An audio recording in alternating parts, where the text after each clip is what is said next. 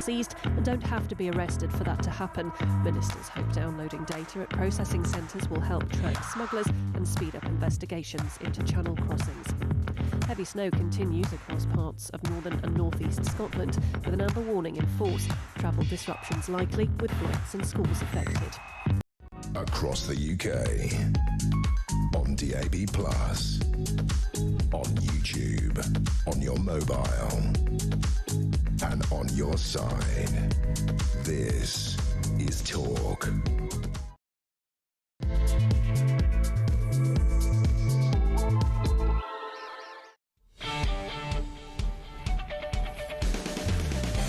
Very, very good morning to you. Welcome along. Yes, it is the brand new Jeremy Kyle Breakfast Show on the home of Common Sense. And more importantly, my friends, as we enter a new year, it is, of course, as ever, the home of Alarm Clock Britain. This is your show. This is your station. It's where you come to talk.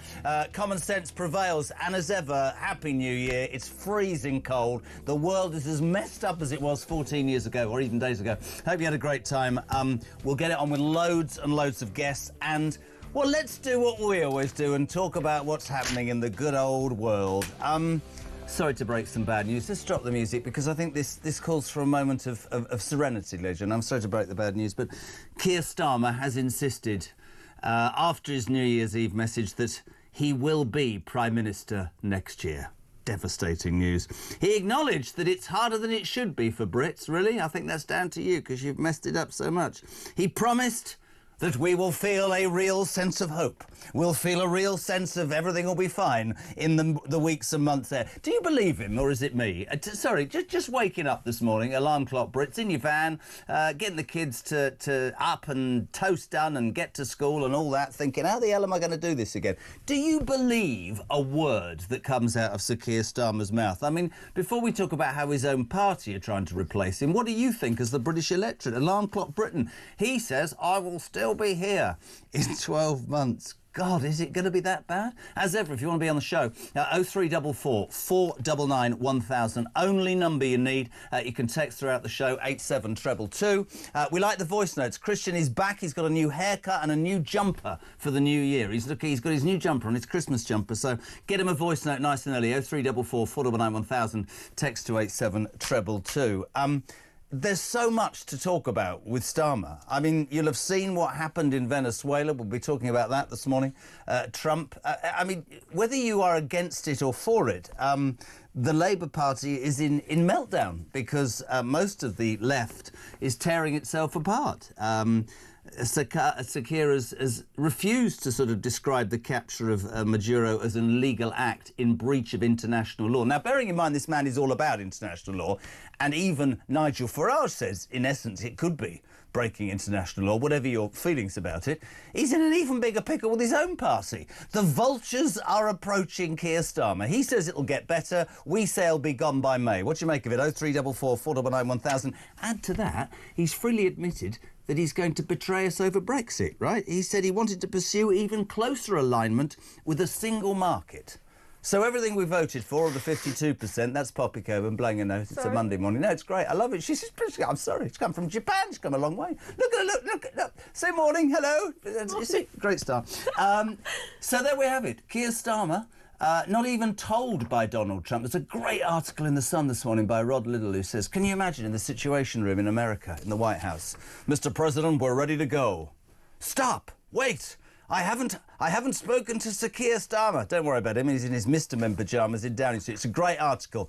We'll try and speak to Rod later on about that. But yeah, Keir Starmer, under pressure from his own MPs, completely ignored on the international stage by Donald Trump.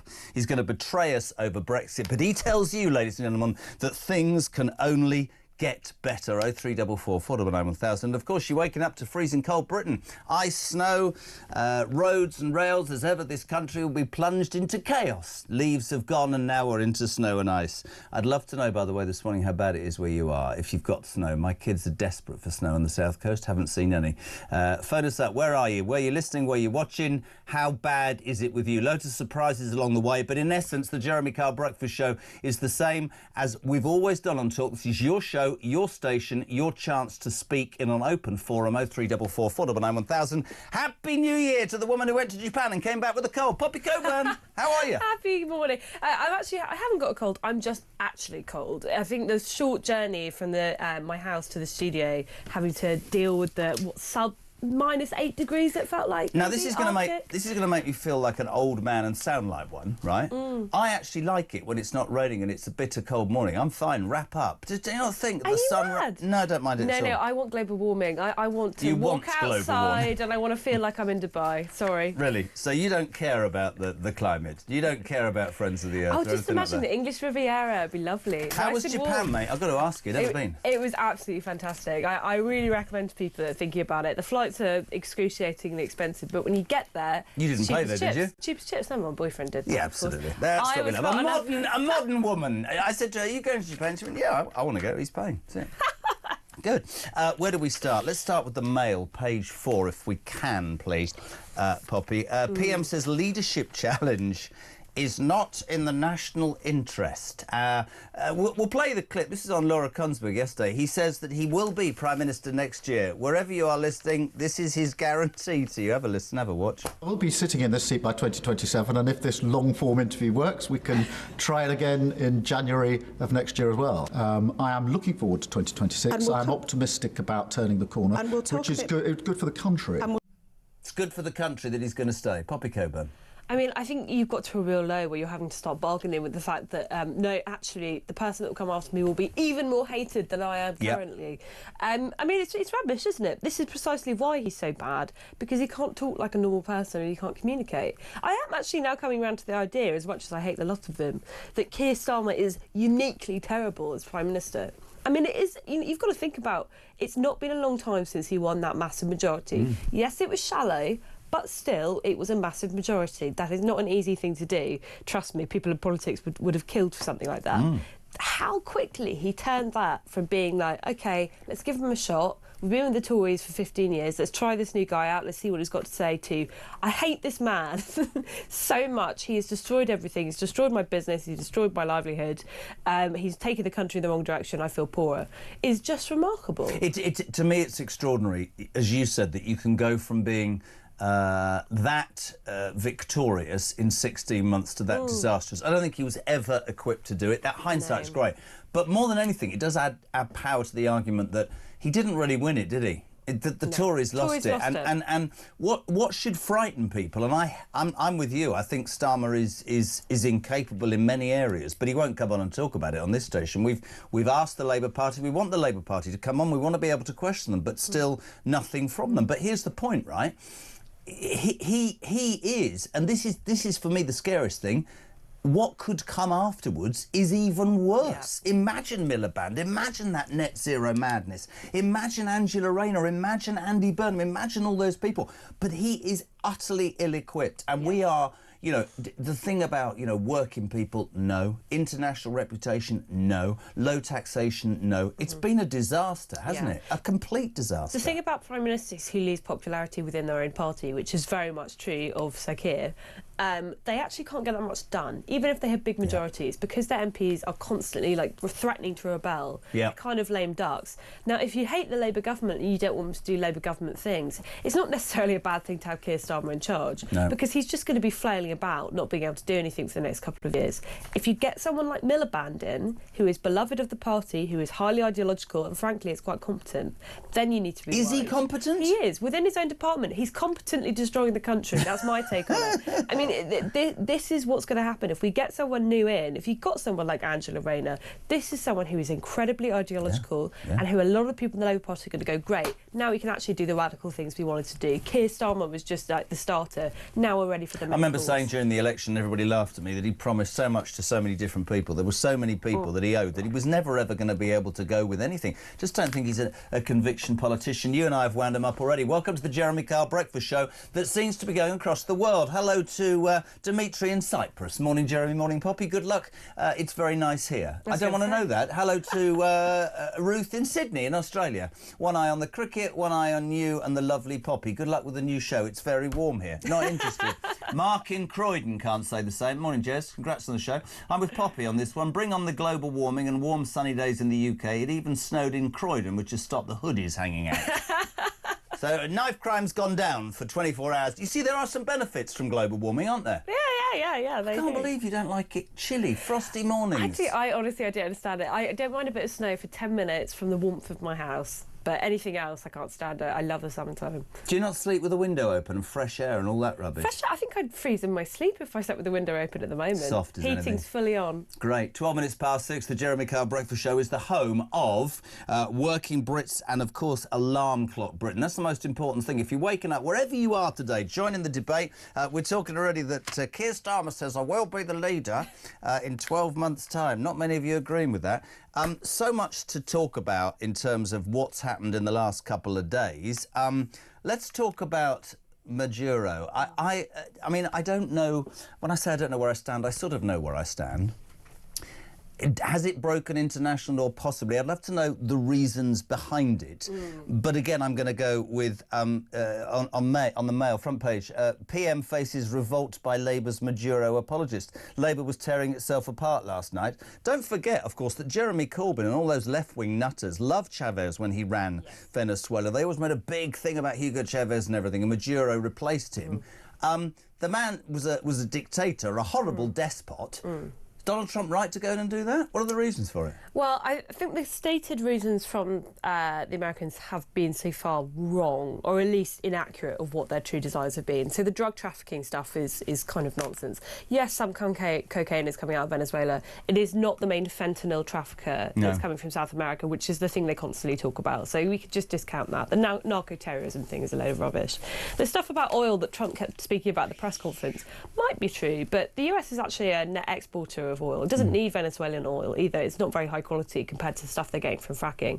I actually think the reason he did it is for two reasons. One, it shows China we are willing to intervene and we're strong. And look how competent our military is. We can do a surgical strike. It's not just like bombing people like Soleimani as they did in Iran. It's like we can actually remove a leader from a hostile country, bring them here, humiliate them, and do it without a single American casualty. Like, we are strong and we are powerful. And the second one, I think, is basically just saying that, like, you can't stop me. International law, this stuff means nothing to me. Like, I'm the American president. I'm the seat of power. I do think it's a bit of a kind of, you know, showing off exercise. Well, there's a great tweet actually from the White House, if we can put that up. I haven't actually seen this, but there's a tweet from the White House, sort of really proud about the Maduro arrest. Can we put that up for us? Venga por mí! Last night, on the order of the President of the United States, aquí lo esperan Miraflores! And in support of a request from the Department of Justice, no se tarde en llegar! The United States military conducted an apprehension mission in Caracas, Venezuela, to bring to justice two indicted persons, Nicolas and Cecilia Maduro. Cobarde! Nicolas Maduro had his chance until he didn't. He effed around and he found out. This was one of the most stunning, effective, and powerful displays of American military might and competence in American history. Like, I don't understand yet how they haven't figured this out. And now, if you don't know, now you know. Because this is the way it's going to play out. And I think people need to understand that this is not a president that just talks and does letters and press conferences. And, you know, if he says he's serious about something, he means it. But don't play games. Don't play games with this president's in office, because it's not going to turn out well. Wow. Now, this is a man you should take seriously. Front page of the Daily Telegraph, your newspaper. Trump sets his sights on Greenland. So he's going to invade Greenland next. I mean, that really would be awful. I would absolutely not support that. But look, a lot of people have been mulling about international law. America has never supported international law. No. The whole framework of international law was supposed to be girded by American military might. But whenever it was inconvenient for them to actually follow international law, they've always broken it. I mean, look at the invasion of Iraq. The flimsiest of pretexts. They said it was a UN-backed operation. Was it heck? I mean, it was American power with British military support and a few other countries sending a few camels along. You know, America is very, very, very happy to bend the rules when it suits them. That this is nothing new. What's different is Trump does things things in a very bombastic way. But what I really think is the takeaway from this is frankly how effective this operation was. Yep. I mean, I was looking at the build-up to Venezuela. I was very critical. I thought, the American people did not vote for more military interventions. This is not strategic interest for them. It's just Venezuela. Like, obviously, he's an awful person. He's a horrible, horrible dictator. But there's a hell of a lot of those in the world. Yep. Like, why this guy, right? But because it was so surgical, because it was carried out in a way that was so effective, it's interesting. And another aspect in this I haven't seen really discussed in British media, he's now saying to Venezuelans that are in the US, because millions of them came to the US during the Biden years, right, because they were fleeing the country, they were fleeing during his rule. He's now said, go back. We will rebuild your country, but you've got to go home. So it's fascinating, right? It is fascinating. Literally, I mean, I want to bring it to Starmer, but Richard Littlejohn in the Mail says if only Starmer would have shown such ruthlessness. Andrew Neil says Emperor Trump's ambition should terrify Greenland. Stephen Glover says this will only embolden the world's bullies. But let's talk about Keir Starmer, my favourite subject. PM faces revolt by Labour Maduro apologists. That's amazing.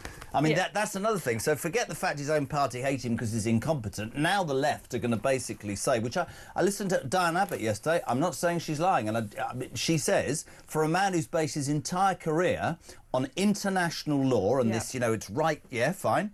Why are you saying that this is why you're not standing up to America then, Keir? What is this? Diplomacy by nagging? Standing up to... Seriously, what does it mean to stand up to Donald Trump? Seriously, I'll ask this question. Because we don't have a military. No. People like Diane Abbott don't want a military. No. They don't want us to spend any money on it. No. They don't even want us to have a nuclear deterrent. No. So what do? We turn up to Donald Trump's door and say, please, Donald, it's really mean. Can you stop doing military operations in your sphere of influence? Because we've got a special relationship and we've been friends forever. Just laugh at him. Yeah, laugh at us. Also, frankly, these are, again, as you've pointed out, these were pro-Chavez people. Yeah. The idea that these people are somehow more moral than Donald Trump, they support every kind of dictatorial regime going, as long as it's waving a red flag.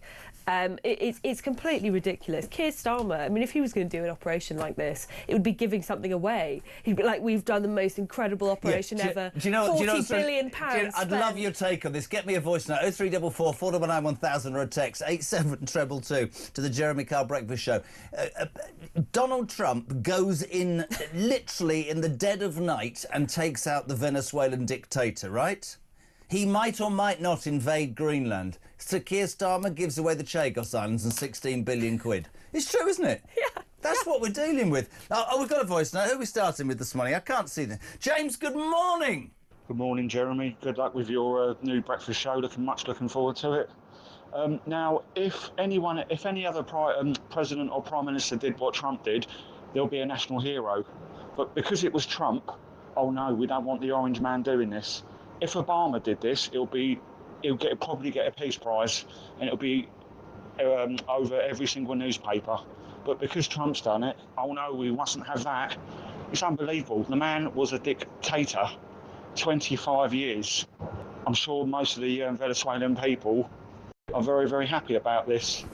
You might be right, James. Unfortunately, the problem is, and you said it, Pops, where does this end? How is it justifiable? But the Americans don't give a toss. Good morning, Jess. How on earth can we trust the words of somebody who's made a lifelong career from bending the truth? The answer is you can't. My view is Trump can go into Venezuela and remove a dictator. Why can't he come to London and remove Keir Starmer from his dictatorship? Good luck with the breakfast show. You're going to nail it. That's it. Stand by. Can you imagine Starmer, right, tonight, lying in number 10? Probably not with Mrs. Starmer, but let's not go down that road at all this morning. It's too early, right? Can you imagine, right? And suddenly, like, the American crack forces come through the door and take him out. Nobody gets killed, and we're free of this madness.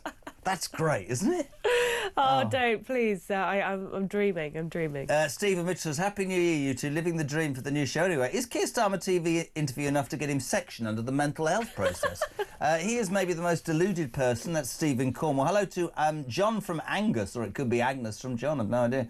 Welcome back. I watched Keir Starmer on the BBC. I'm sorry, there's not many people, if any, I just dislike and don't believe he's just a different breed from me. I'm a country person in my 60s. I do enjoy country sports. I do believe in honesty and integrity, but this man, I honestly can't believe a bloody word he says. I don't believe he's got this country as it used to be respected. He just wants to change so much. I don't believe he's got any idea how to move this country forward.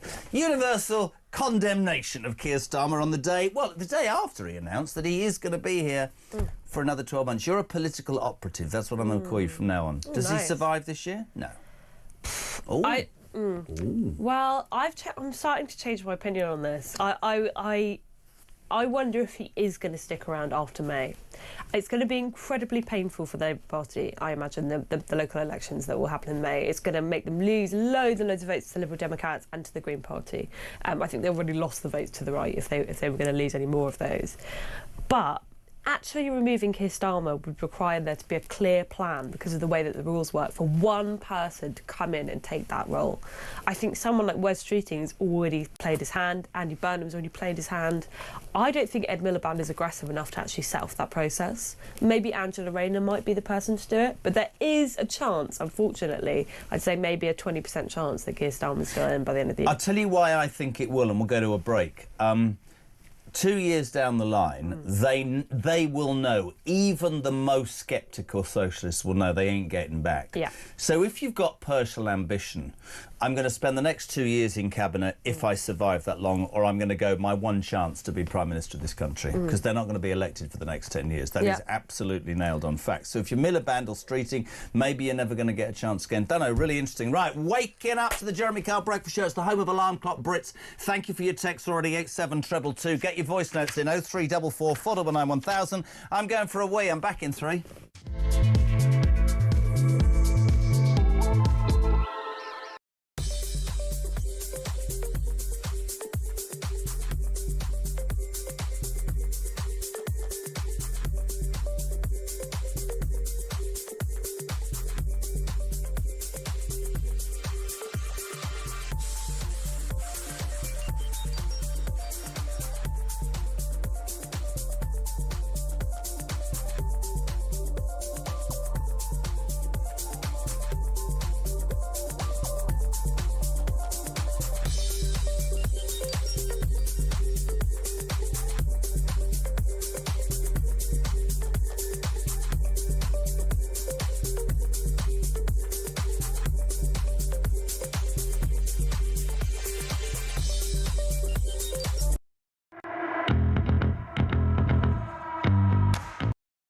Across the UK, on DAB+, on YouTube, on your mobile, and on your side. This is Talk. A very good morning, 6:25. We're live across the United Kingdom. It's the Jeremy Kyle Breakfast Show. The creative ability of this team to put that together over a 3-month period. Brilliant. Welcome along, whatever you're doing this morning. If you're waking up like my wife has just woken up, and my beautiful children, Alice, I've got the wrong name. Do you see what's the matter with no, she's not, well, she is beautiful, but she's 22. Iris, Oliver, good morning. Your dad's all over the shops. It's sweaty in this studio. I'm freezing outside. 0344 499 1000. Text to 87222. Keir Starmer's get it. He's not having a good morning, to be honest. I mean, he isn't. He hasn't been told anything about the Venezuela gig with Donald Trump. He's hated by his own party because he won't have a go at Trump. He thinks he's going to lose the May elections and be ousted. Oh, no, he doesn't. He thinks he'll be here in 12 months. Matt, what do you make of it, mate? Good morning, Jezza. Well, big welcome to the new show. Looking forward to it. Oh, you had to spoil it, didn't you? You only opened your mouth for 10 seconds and Keir Starmer. Oh, I was in quite a good mood. Now, I'm feeling really depressed. But hey-ho, let's see what the Whopper comes out with next to cheer us all up. Happy New Year. All the best, pal. Yeah, he sounds like I feel. Morning to Tony Gannon. He says, Poppy, Jez, yet another mega poll yesterday as Reform UK on 381 seats with a 115-seat majority. This is true. It's a more in common poll. It came out yesterday. If there was a general election held today based on polling of more than 16,000 Brits, it's a big slice of the cake. The prediction is that Reform would take 381 seats, Labour and Conservative fighting, but it would be a working majority and Nigel Farage would be in number 10. Richard Tice, Deputy Leader of Reform, on this station in less than half an hour. Trev says, morning, Jezza. Spelt Jessa. Get with it, mate. A freezing cold morning. I was lucky. One of my neighbours went out last night and covered all of our windscreens with plastic sheeting. Which is quite rare in this country because mostly your neighbours go out and steal your car, don't they? Which is, I mean, it's good. Maybe we're turning it round. I don't know. Yesterday, Starmer, already reeling about Venezuela, reeling about the May elections, decided it would be a good moment to say, I think we should be closer to the European Union. It's hilarious. It's a real cargo cult thing, this, isn't it? Because he keeps saying, I want to be closer with the European Union, and the European Union keeps saying, I'm actually not sure we want to be that much closer with you, because so far the terms they seem to have been offering up to the UK have been absolutely atrocious. Well, sorry, there is one point, and this is on page 2 of The Sun, Starmer's fresh Brexit betrayal. I've always been quite straight about this, and people will say, well, it's not worked out. The British public in a referendum voted to leave the European Union. Yeah. So that would be a betrayal. Yeah. And he thinks that he's not popular right now. Yeah. I believe. This is him. This is him on Brexit. Keir Starmer. He's been on this bloody show already too much. Have a go. Steps. But what's next? We've already taken steps on food and agriculture to align with the single market. That's the sovereign decision that we have taken. I think we should get closer, and if it's in our national interest, to have even closer alignment with the single market, then we should consider that. We should go that far. So is that a total and utter rejection of what the British people asked for? Does he believe that that's going to be met with enthusiasm? Well, the truth is he never believed in Brexit in the first place. He was one of the biggest campaigners for a second referendum, which was basically saying, I didn't like the result of the first one, so I want to do it again so I can get my way. And so, of course, he wants to go back into the European Union. You know, he's just been hiding it all along. This whole, like, well, we've just got to make it work. He clearly doesn't believe in it. This is precisely the problem, though, because he can't make Brexit work if you think it was a massive mistake in the first place. You're not actually going to try and make a success of it. So, of course, he's trying to go back in through the back door. But again, the European Union, because they are so inflexible, are not even being nice to Keir Starmer, who is their biggest offender. But am I wrong to say that wouldn't surprise me? Because we told them to shove it. So why should they welcome us back with open arms? Exactly. It's totally irrational. They're like, They're like, you're out now. That's fine. We've got this new relationship. What's this like playing about? Oh, maybe we might go back into the customs union. Maybe we're going to have this free trade agreement. Maybe we're going to have free movement for young people. There's that new scheme that they've spent money on. I mean, the craziest thing is this Erasmus student exchange scheme. What does that mean? It's quite nice. It's like kids basically go abroad for a year. You get to go to Spain. You know, it's quite enjoyable. So when I was a kid, there was this rail ticket. I can't remember what it was called. Interrailing. See, that's how old I am. They had railways in those days. They were steam, obviously. And you bought a ticket for like 100 quid, I think. Yeah. And I meant to say squid. It wasn't a mistake. It was a joke. And you could go all the way around Europe. Yeah. I mean, I don't like the French, so I would never go to Europe. I don't want to go through France This is an academic scheme. I actually think it's quite a nice idea. But we're paying £48,000 per student to do this for 1 year. I don't know about you, but that's the most expensive gap year of all time. Expensive. They are not giving us good terms because they don't want us back. What I don't get about him is, right, so he didn't agree with Brexit, right? And he was one of those people who said, and let's just reiterate what you just said, who wanted a second, right, a second referendum. It doesn't work like that, right? It's like Cameron. Ask the people and implement it. Don't sulk off because you don't get your own way. Yeah. People wanted to leave. In hindsight, was it a decision that people are now happy with? I don't believe there's been a real Brexit. I don't believe that we've tried to implement what was told, what was going to happen. So it's a mess. But what does he genuinely think people are going to do? They're going to go, you're doing it again, aren't you? You are doing that thing whereby you cannot make a decision and take your detractors head on. You're trying to please all the people all the time. He is absolutely hamstrung by a Labour Party that doesn't really believe in anything that he says and wants to go further, right? Exactly. This is the act of a desperate man. I mean, I remember saying when he first won the election that the Brexit stuff might be on the cards again, purely because I think when they run out of ideas, when they run out of money to spend, which happened much more quickly than I think anyone anticipated, they're going to start trying to bring up these old culture war issues again. Yeah. You know, because actually for Keir Starmer, as much as I hate to say it, I think trying to bring us back into the European Union for a small subsection of the population, the sort of people that have gone to the Lib Dems, that have gone to the Greens, probably would endear him to them. Yeah. Because they have never moved on from 2016. Their heads are still stuck in the past. They can't move on from the fact that we won the referendum to leave the European Union.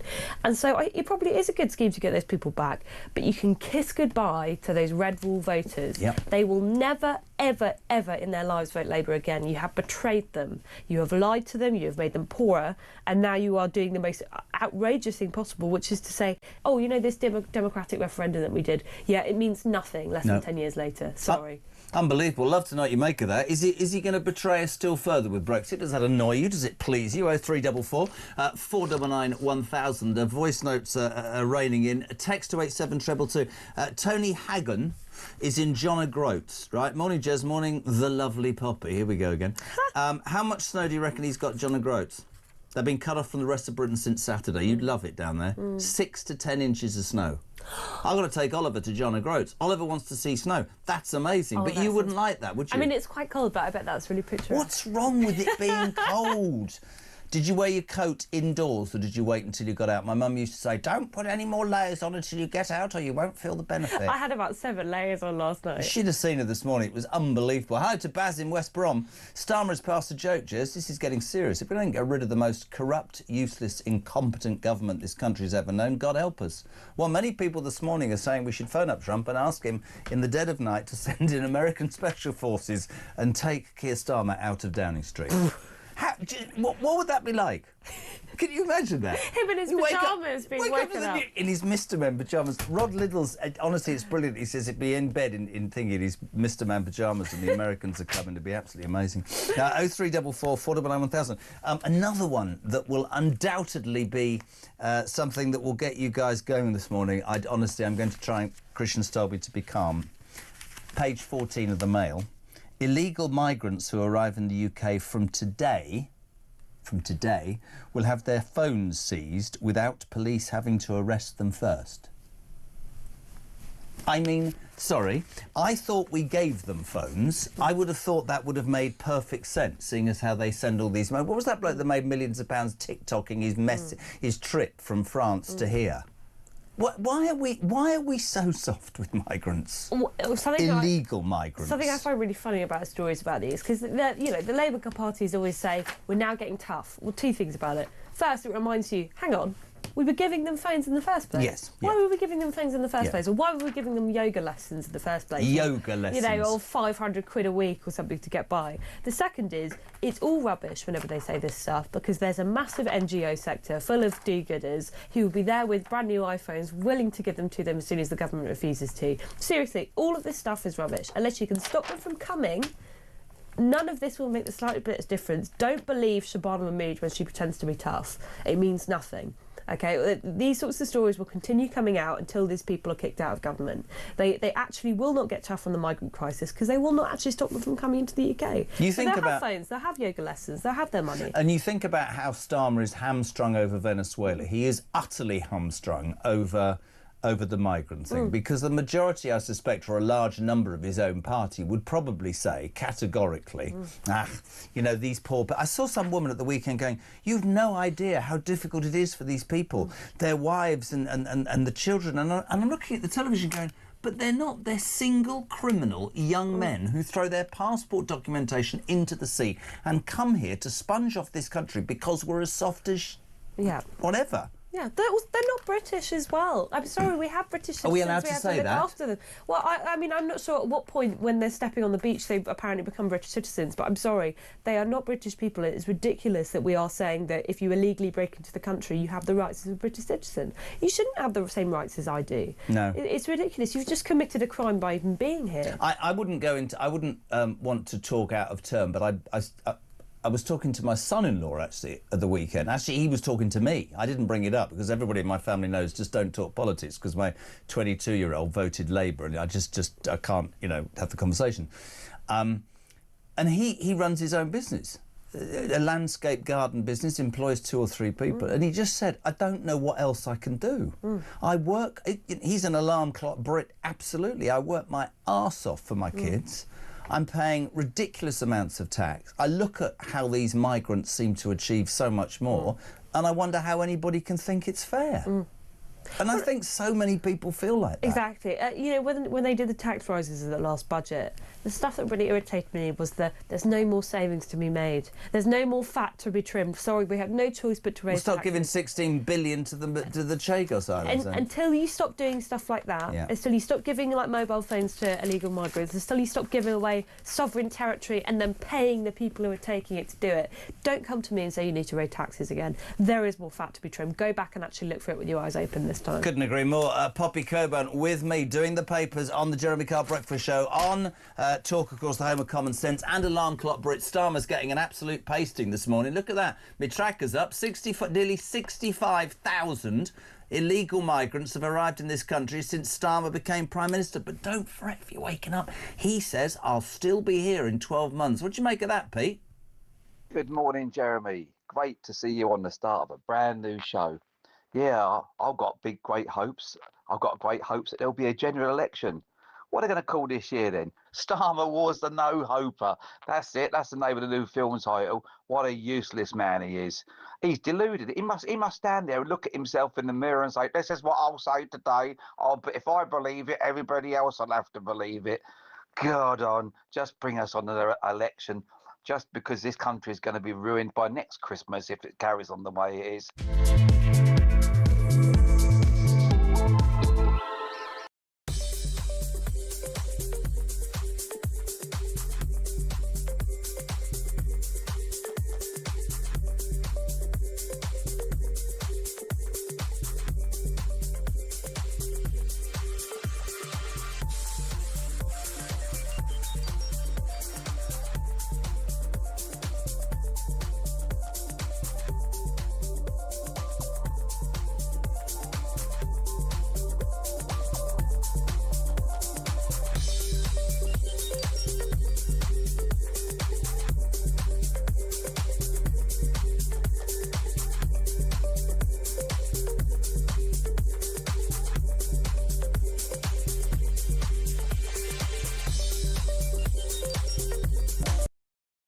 Across the UK, on DAB+, on YouTube, on your mobile, and on your side. This is Talk.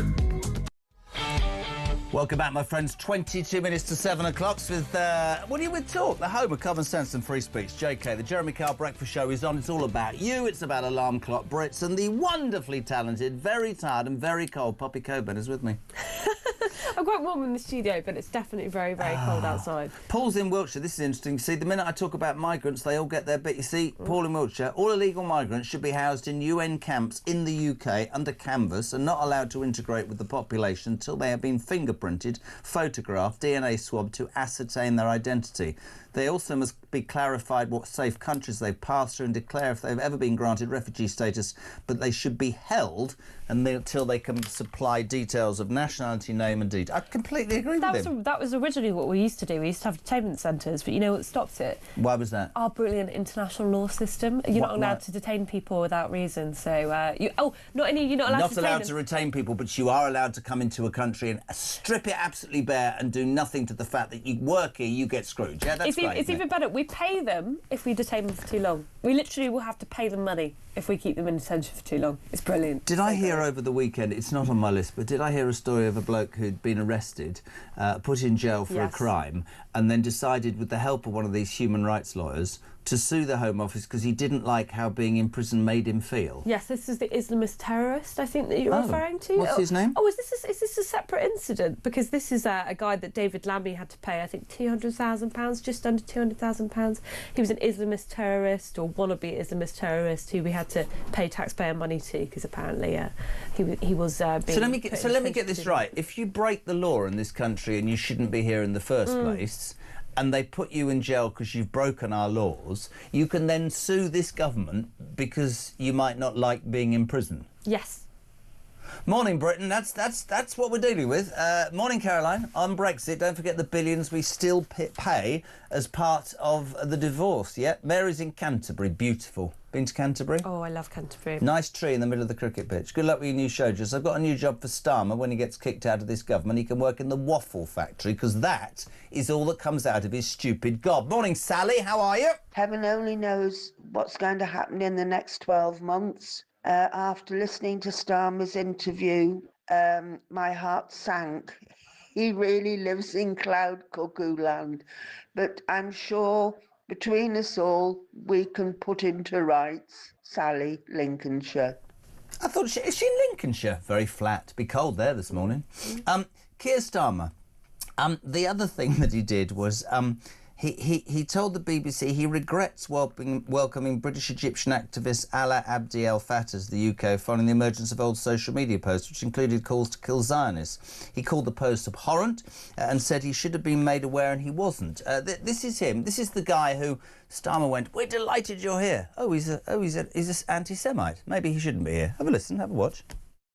I mean, even just in the last few days, I wonder, are you sorry that you wrote you were delighted that a British Egyptian activist, Alaa Abdi El Fattah, was back in the UK when he'd previously said killing any colonialists, especially Zionists, was heroic? He also said there was no genocide against the Jews by the Nazis. Are you sorry you welcomed him back to the UK? Those comments are abhorrent, and I condemn them utterly. But so let's be really clear about that. As I made clear, I didn't know about those comments at the time of welcoming Al Fattah to this country. Sorry, I'm dealing with it. I'm just, Poppy and I are trying to work out what that means. He doesn't seem to know anything that is relevant, ever. It actually makes it seem worse to me that he's actually come out and said that, because it implies to me that our own Prime Minister is so incompetent. The guy who used to be our top prosecutor can't even do the due diligence of going through someone's social media posts. I mean, it's unbelievable. Seriously, this guy shouldn't be Prime Minister. This is utterly ridiculous. You know, Christian has reached out to the Labour Party, because one thing I will say is, you know, it is important to try and get both sides. And if you look at the last 40 minutes of this show, it has been, I'm afraid, nitpicking at Keir Starmer for obvious reasons. I would love the Labour Party to come on and say, well, he didn't know about that because of, but nothing. No, talk to us. Yeah. Let us try and understand how this complete incompetence, which for many of us is stripping our country bare, can be acceptable. 0344 499 1000, text to 87222. Your newspaper, I know you like this. Page 9, ladies and gentlemen, if you're just getting up for work, shoplifters are almost certain to avoid prison. Don't go to work, just go and do some shoplifting today. What is this? Yeah, I think this story is brilliant. I actually have a new horrible game that my friend plays with me, because I work in Victoria and she works near Bethnal Green, so we both have a game where we say, how many shoplifters have you seen today? We text each other the number at the end of the day. Do you really? Yeah, seriously. We started doing it recently because we've both gone back to work almost immediately in the new year. And you're immediately greeted by, I mean, coming from Japan, a country where there's basically no crime, or certainly no visible crime. Why did you come back? See. Well, I was thinking that, trust me, when I was walking through Heathrow, and I was like, Jesus Christ. You just walk into a Pret, right, I'm going to buy myself a £10 dry sandwich, as I usually do, because apparently that's sane. And you just see someone opening up their bag and just going, putting all those dry £10 sandwiches in there, and then just going to the drinks and just picking them up, looking at the security guard, you know, kind of putting his middle finger up, and off he goes. Walks out. No consequences whatsoever. Again, you can always thank the Tories for these terrible things that happen, because it was them who basically decriminalised shoplifting. How for can offences we under £500? How can we decriminalise stealing? Crime. Crime. Yeah, crime. That's what it is, isn't it? We're decriminalising crime. Yeah. You basically said shoplifting's legal. If you have the balls to do it, it is legal. You know, how can it be? I don't want to implode at 6:45. How do you say to hard-working Brits, right? Go to work, pay your taxes, don't break the law, bring your kids up, do everything right, but you know some scumbag can walk into a shop and just nick 200 quid's worth and nobody will do jack. How? Fund the police, fund the courts, build more prisons, and actually put people who commit crimes in prisons. The problem is at the moment is that they'll use any excuse, oh, the prisons are full, which is true, but we had a lot of time to fix that. It wasn't fixed under the last government. Apparently this government is trying, I'm not sure I necessarily believe it, and actually punish the crimes, because at the moment they're not even getting a slap on the wrist. They're not even being arrested anymore.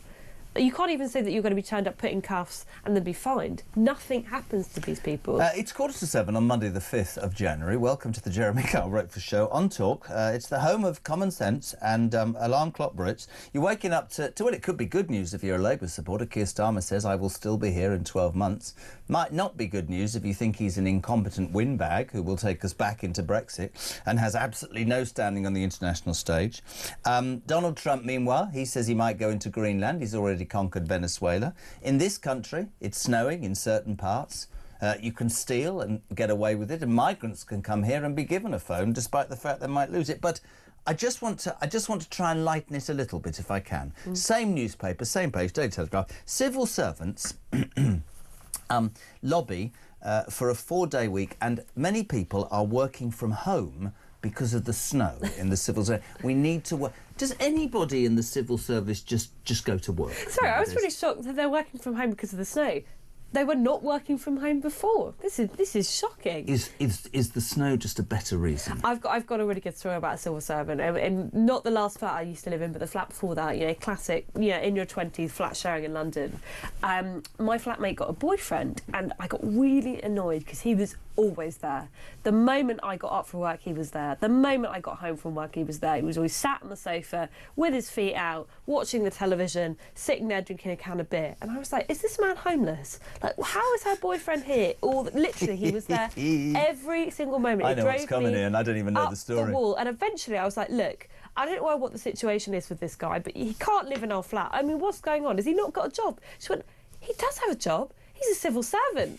Seriously, he was a civil servant. So there you go. That tells you everything you need to know about this people. Stuck out of that story was when you said, with real anger on your face, he had his feet out. Oh, God. You don't like feet, do you? I don't want a strange man putting his feet all over my sofa. No, I don't. It's particularly if he's not even paying me rent. Oh God, it was a nightmare. Sorry, can we take this still further? I know it's obviously it's a serious breakfast show, but can we take this further? Does that mean that men can come to your flat and put their bare feet over your sofa if they give you money? If they pay me. Is that what we're saying? No, absolutely not. No. Under pain of death, absolutely not. Sorry, that was a slip of the tongue. Under no conditions do I want bare feet anywhere near me. Disgusting. There are fetishes, aren't there, about people send pictures of sick people in this country. They're not people. You're looking at me weirdly. This is how Keir Starmer's going to fund the deficit next. You know, he's going to be taking out pictures of his... His whole cabinet could take pictures of their bare feet on the cabinet table. It's going mad. Morning, Jay. How are you? Morning, Jeremy. Great show as always. Do you know what strikes me is that you've got a lot of the Venezuelan people celebrating the ones that have emigrated to America to get out of the dictatorship. You know, that guy was in illegally anyway. He couldn't get voted out because the people that come up against him either were dealt with or put out their misery. So, and then you've got people on the left, you know, these Labour-loving Biden supporters saying, oh, no, you can't do that to him. He's a great guy. Well, some of the people there on average were earning $5 a day on a normal job. $5 a day. I have someone who, they're British, but they stayed out there for a while, and they said it was horrendous. They said the amount of money and oil that place has got, they should be living like kings and queens. So Trump has openly said it's time to put some of that money back into the country.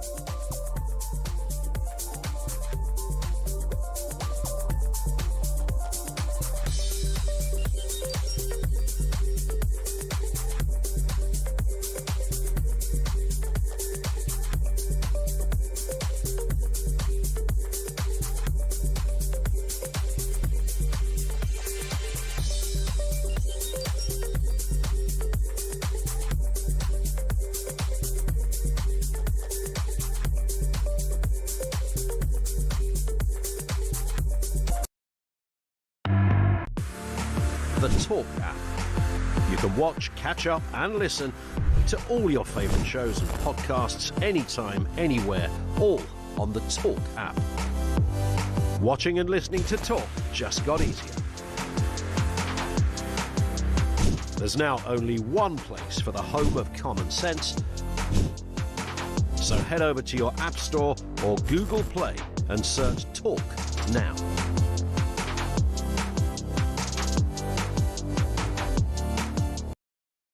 Across the UK, on DAB+, on YouTube, on your mobile, and on your side.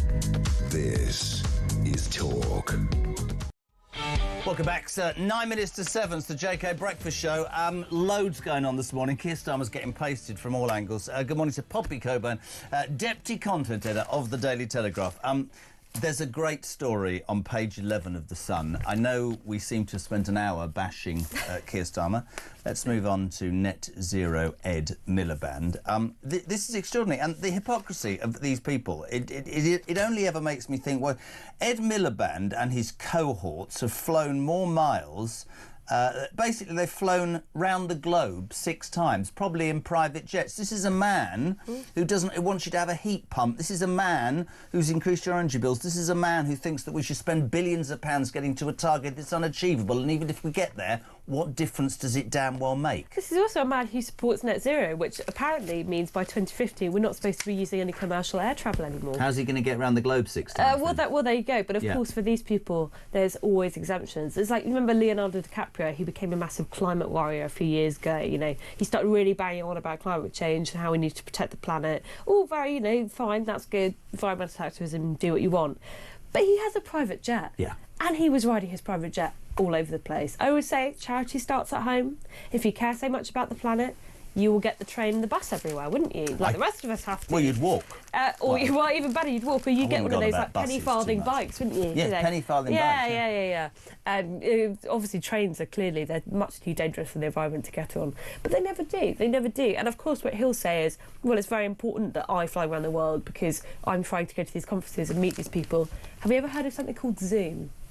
That's very true. What, you mean the conferences in Baku or wherever where they cut out half an Amazonian rainforest, which is also against presumably everything that net zero zealots believe in, and built a road so that all those gas-guzzling cars and those planes could fly a bunch of idiots like him in to talk about, in this 5-star hotel, how they could make the world a better place. Yeah, I mean, I'd love to be able to say to work, oh, I've got a very important engagement I have to go to in Sydney, Australia. It's really important that I fly there and not just call someone. I've got to get there in person. That's very vitally important. They go, no, it isn't. Get on the phone. Well, listen, I'm thinking of because it's snowing, doing this from home via Zoom, because I think that would be. Clearly. But actually, I don't. I mean, I'm a royalist, but there's a story on page 7 of the Telegraph. Royals. This is unbelievable. Look at this one. Where is it? Oh, you've got Starmer. Royals fly twice around the world in helicopters. Now, we were admitting off air, I wouldn't go in a helicopter for me. I'd not at all, man. The thing that's dangerous. They are so dangerous, helicopters. They really are. I mean, they really frighten me. I've never been in one myself, and I have no desire to get in it. Who was the American basketball player? Really, really famous. I think it was Kobe Bryant. Yeah. Who died a few years ago. Really tragic with Matthew his daughter. Harding, the guy that was a major force at Chelsea. Yeah. I mean, you hear so many fog, bad weather, dangerous. Yeah. Wouldn't get in it. So, but you know, twice around the world. I mean, that is extraordinary. You must be travelling to shops in your I think Prince Charles, if you look at that photograph in your newspaper, quite sympathises with you. He had mittens on yesterday. It was so cold. Oh, well, that's quite important. Fair enough. I mean, he's actually dressed very snappily. Do you wear mittens? No, I wear full proper gloves. Proper gloves, not mittens. You need to get out there. Good morning to Caroline. She says, actually, Starmer was aware of the reason the Egyptian was in prison. During Prime Minister's Question Time, when Rishi was Prime Minister, Starmer actually spoke about it. I'm retired, so I have a lot of time on my hands. Morning to Graham in Portsmouth. It's cold there, apparently, and windy. On migrants, are they taking their phones off the migrants when they get here so they can give them a free upgrade? Boom, I love it. Slim's in Burnley. Now, I don't know if Slim's on the Maduro jab or Slim is in it. I've no idea. If you are, I'm not against it. Good morning, Jez. America wouldn't need to come and get Starmer. It would just need a phone call from Trump saying, get your backside over here. And Starmer would say, yes, Mr. Trump, I'm on my way, sir. Thank you. Happy New Year, Jez. And the lovely Poppy. You see, I know what's going on here. These are your friends. Pete's also in Croydon, where there's no snow but plenty of knife crime, allegedly. Morning, Jez. Pure and simple. Starmer is a traitor against this country. He should be on the next series of Traitors. Oh, that would make brilliant, brilliant television. Kevin's in Barnstable. Have you been to Barnstable in Devon? Beautiful, beautiful. I think Starmer is even less popular than the nasty man Sam on Traitors, and that really is saying something. Am I the only person in the United Kingdom who hasn't watched Traitors? Have you watched it? I haven't either. No, we're too busy. Vince, morning. The British people still have not got Brexit. Starmer and Labour never wanted to leave the EU. Now he is willing to damage the economy and country to align us with his EU mates, and even the EU is failing. The UK had the fastest growing economy before Labour and Starmer got into government. Lining with the EU stops the UK dealing with the Commonwealth, which is a third of the world's population. The EU is 26. Starmer and Labour will destroy this country. I don't say it outrageously. Good morning to Sean. How are you, sir? He's in Gloucester. Happy New Year. Thank you for bringing common sense. Every bloody day, Keith Starlin and his party of lying idiots do something else to destroy democracy in my country. He's doing his best to rejoin the EU, letting dangerous terrorists in, building council houses for illegal migrants. Rachel Thieves is on about more tax rises to fill another fictitious black hole. And Lammy, enough said, the list is endless. We need to get them out now. This country is on life support and Ed Milliprat is turning the power off. That's an unbelievable text message, isn't it? Does that not sum up what we're dealing with? I really love the David Lammy, enough said about that. Yes. Brilliant. Newall in Derbyshire. Derek, morning, mate. How marvellous would it be if Donald Trump actually did kidnap Two-Tier Keir? Do you think if the British citizens petitioned him enough, he'd come to our rescue and put Two-Tier in Guantanamo Bay in an orange jumpsuit? Timothy Chalamet, have you seen that? And Crystal, look, she's in Maine, bless her. She's in Maine in the US. It is currently -11 in Westbrook, Maine, and headed downwards. Glad to see you're back. -12. That's horrible. I'm thinking. So one of the new things we'll talk about on the show is we're gonna have a roving reporter. We'll tell you more later. Who's going to go out and about to the things that matter. If it had been today, I'd have sent that person to Maine just to stand in the snow. I bet they got about 20 inches of snow if it's -12. Have you never been? I'm going to tell you a very quick story, which is very, very true. When I was doing the Jeremy Kyle show years ago, I went to Lapland with some really seriously ill children, and it was wonderful and it was great, but I had to do a link which was about 15 lines long in snow, and it was -27 degrees, and I was honestly, I thought I was going to freeze to death, and I had a hat on and a woolly hat because it was freezing, and I was trying to, how do you learn 15 lines? I can't, it just kept making me say, and he said, take your hat off, and I said, I can't do that, my ears are voice. He said, Noel Edmonds never wore a woolly hat. He was giving kids Christmas presents. Honestly, that was cold. So this isn't cold here, mate, you'll be fine. I can't stand it. I can't stand it. I think if I went to Lapland, I would just combust. Ironically, I'd combust. Poppy's going to be here every single Monday, even when it's freezing cold, reviewing the papers. Just to sort of sum it up, he says he'll be here in 12 months, Starmer. His party are honoured him. There's the local elections in May. There's the Venezuela's thing. It's how we look. There's Brexit betrayal. It's not great, is it? I'm giving it a 20% chance. 20% chance. You never know, you might get stuck with him, and maybe we'll even regret if he does go, because he'll be replaced with someone who's so much worse than him, if that's even possible. But yeah, I'd say at the moment, it's not looking like he's sticking around, is it? Got Richard Tice on next, Deputy Leader of Reform. Poll out yesterday, More in Common projects a Reform UK majority if an election was held tomorrow. Do you believe that? Absolutely, absolutely. I mean, actually, if I were Keir Starmer, I'd be threatening to do a snap election right now to try and get my backbenchers in line, because Reform would absolutely win the working majority at this stage. We love her. She's come all the way from Japan with a cold to be with you. She'll be back next Monday. It's the JK Breakfast Show. The news at 7 is on the way, and then the Deputy Leader of Reform, Richard Tice. What do you want to ask him? 87222. The news is next on Talk.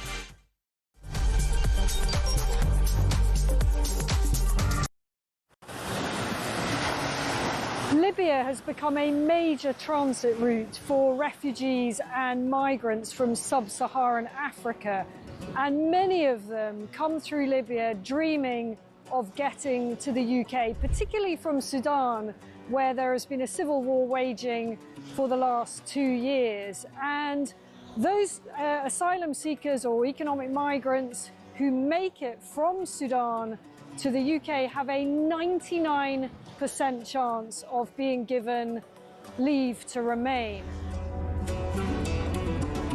So I spent several hours talking to immigration chiefs here in Benghazi on the east side of Libya. The Libyan National Army has a very good grip on the immigration problem, albeit fighting against a huge crisis with limited resources.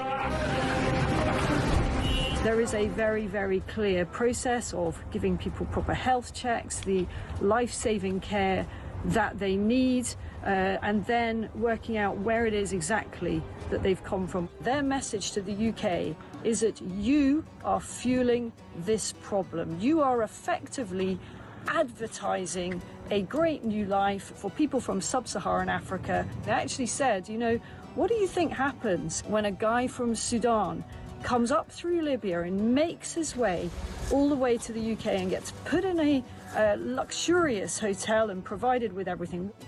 And make no mistake, it is a perilous journey. We see it from the end point. We see the Channel crossing as the dangerous bit. But actually where these journeys begin is in the hot desert.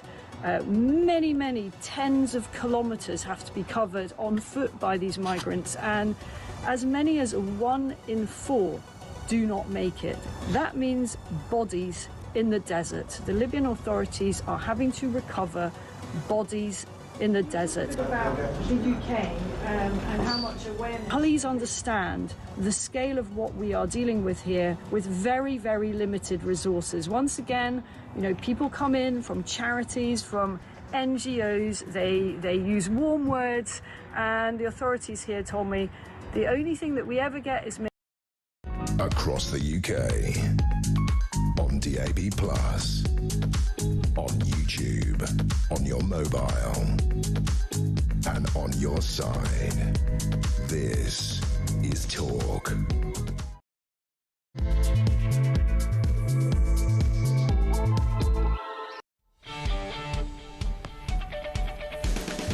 Hey, very good morning. Welcome to Monday, the 5th of January, 2026. JK, the brand new breakfast show, but never fear. On Talk, home of Common Sense, it's all about you. It's about alarm clock Brits, the working person of the United Kingdom, out there already in this weather and watching what's just happening in this government and this country and getting ever more annoyed. We want you involved as ever, please. Text 87222. Start your message with the word Talk. You can also, of course, send your voice notes 0344 499 1000. You're waking up to some pretty tragic news, I'm afraid.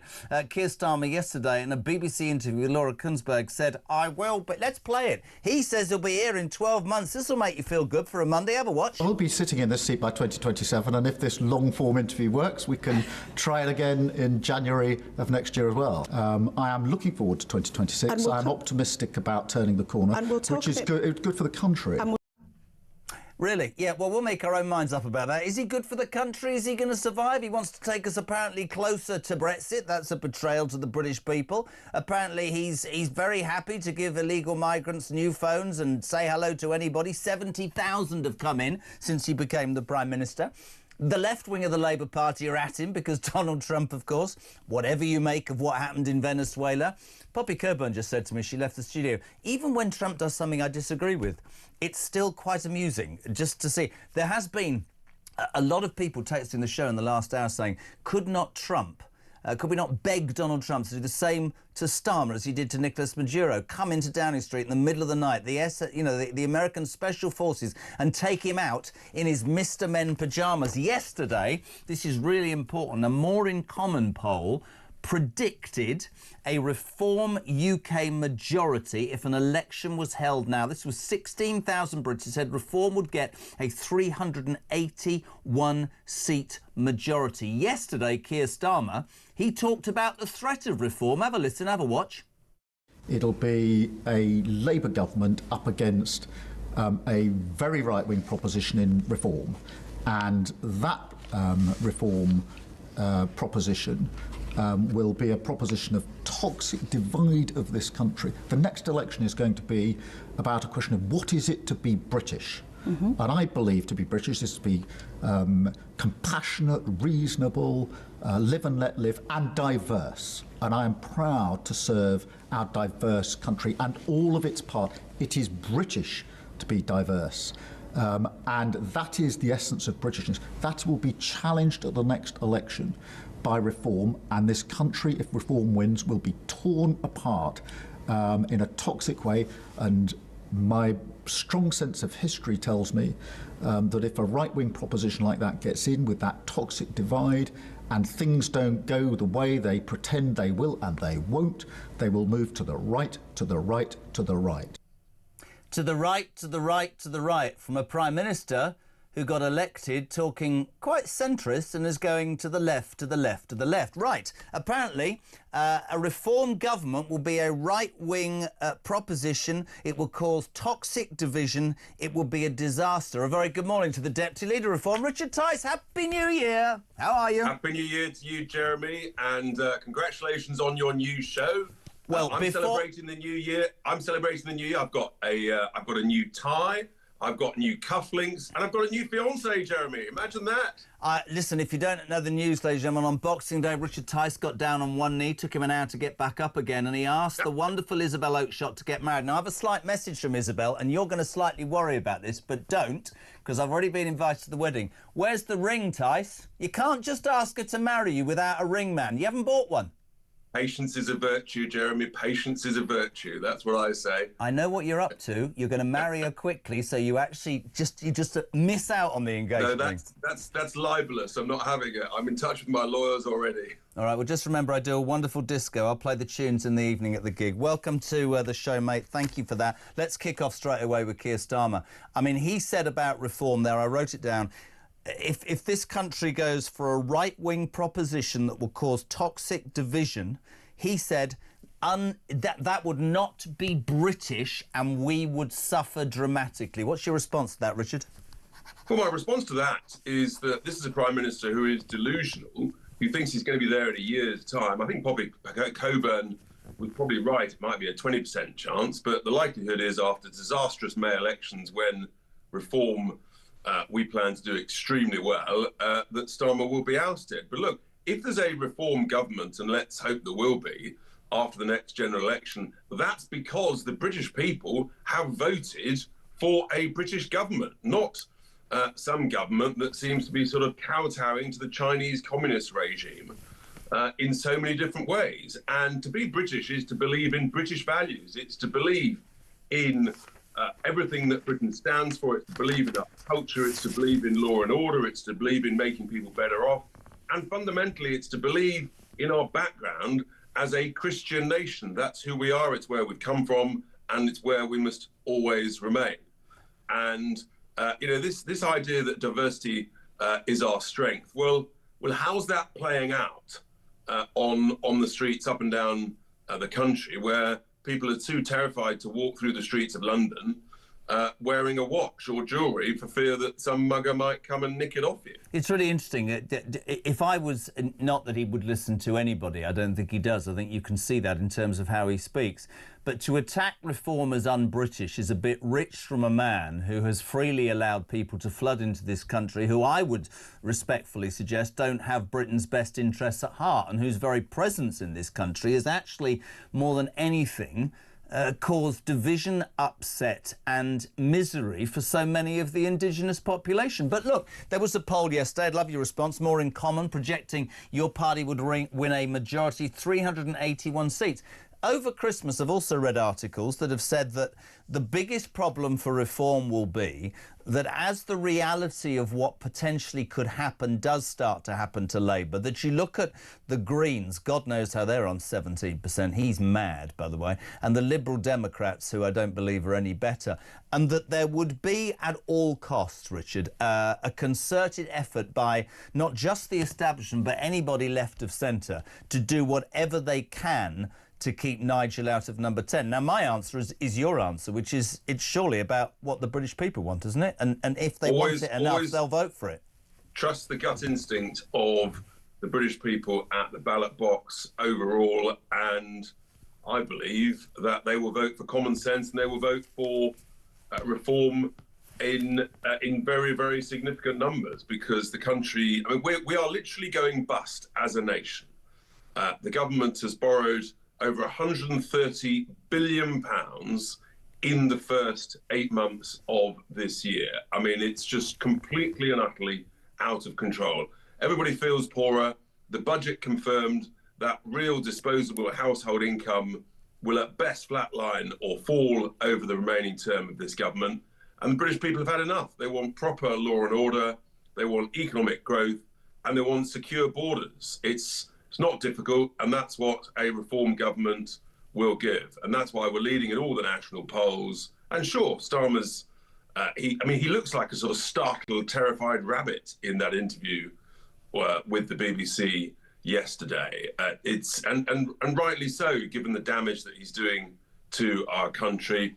And I just remind people, later this month, he's going to head off to Beijing, where he's going to kowtow to the communist regime as he approves a super mega embassy in a strategically important location in the city of London for the Chinese. I mean, it's absolutely outrageous.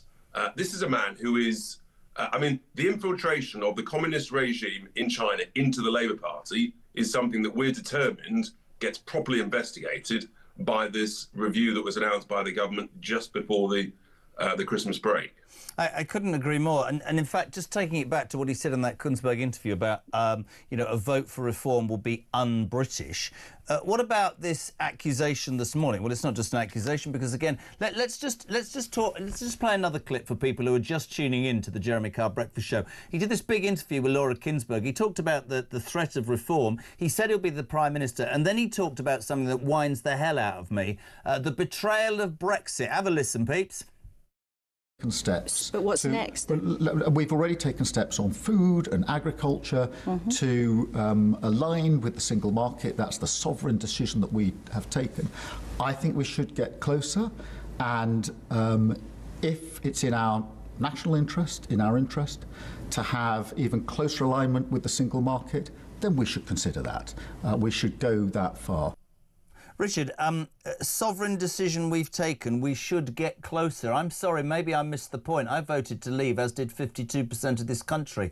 What does that do to the British electorate? They'll be up in arms. Of course there will be, and that's why we're polling so well in traditionally Labour heartlands in the Midlands and the north of England. And we're also polling extremely well in Wales, where Labour is likely to be completely and utterly demolished in the Senate elections in May. Look, the simple fact is that Starmer unbelievably wants to take us closer to a failing economic regime, the EU. The last thing we want to do is get closer to it, given that Germany's in recession, France is in deep trouble economically, also heading towards some form of bankruptcy, almost ungovernable. Why would you want to link yourself and handcuff yourself to a failing economic model? It makes no sense whatsoever. We should be cutting wasteful spending, cutting daft regulations, keeping the smart regulations, so that we can start growing again, make work pay, make risk-taking pay. That's how you get economic growth, and then you can afford performance-related tax cuts. It's basic common sense, and that's why we're leading in all these national polls. Basic common sense. Just imagine if we had a government that was about basic common sense. Now, you'll be completely aware, despite the fact that you had time off, as we all are, about what happened in Venezuela. Love him or loathe him, what Donald Trump did. I saw Nigel talked about this capture of Nicolas Maduro, bringing him back to face Department of Justice charges. It was everywhere. There were the pictures of him. You can see it on screen in his Nike tracksuits. Complete humiliation for a man who taunted Trump for a long, long time. It's really interesting. Two things I'd like to ask you about. Was he right? And do you believe the noise now about Greenland's next? Because international law, has it been broken? What's your view on this, Richard?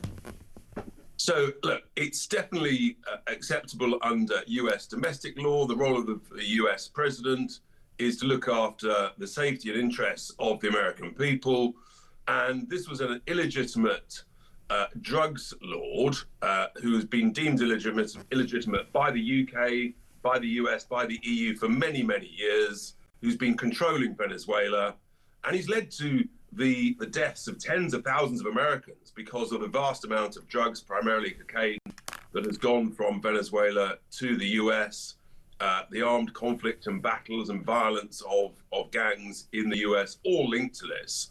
So we shouldn't lose any sleep whatsoever about the removal of Maduro. The people who are upset about it are the communists and the socialists on the left in this country, and Putin and the Chinese communist regime. Why? Because they were very, very close to Maduro, because they were using Venezuela's oil. China was using Venezuelan oil. Russia obviously was also using Venezuela as a sort of flag of convenience, its own oil.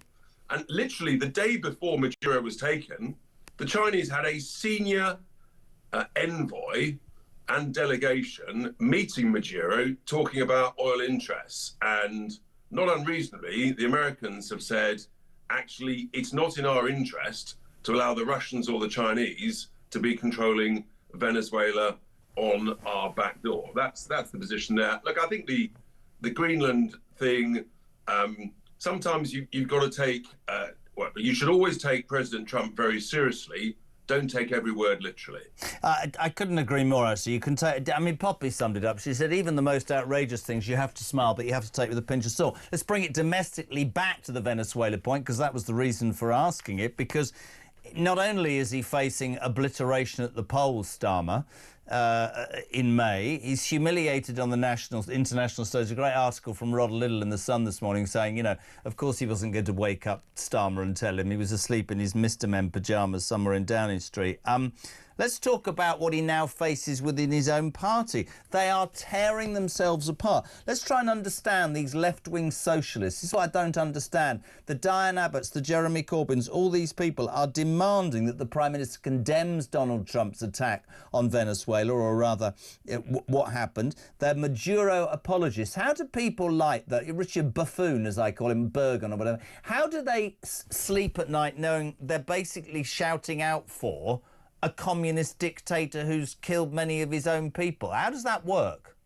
Well, actually, it's quite useful because they are showing themselves for the communists that they really are. Yeah. And there are hundreds of hard socialists in the House of Commons within the Labour Party. That's the reality. And I think the British people are realising that. And that's why they're polling at 20% or less, because that's not what the British people want. So this exposes people for who they are. Let's be very clear. Maduro was an enemy of the West. Yeah. He was a massive supporter and friend of the monster Putin. And it's Putin and the Chinese communist regime who are worried after the deposing of Maduro. I don't think, frankly, I don't think many American citizens are that worried. Did you see what he said overnight, Richard? Have you seen what he said overnight? That the thousands, tens of thousands of Venezuelans who fled Maduro to come to America will now be able to go home. That's also perhaps part of it. Yes, in fact, I think it's over 6 million Venezuelans left Venezuela since, I think, Chavez took control those decades ago.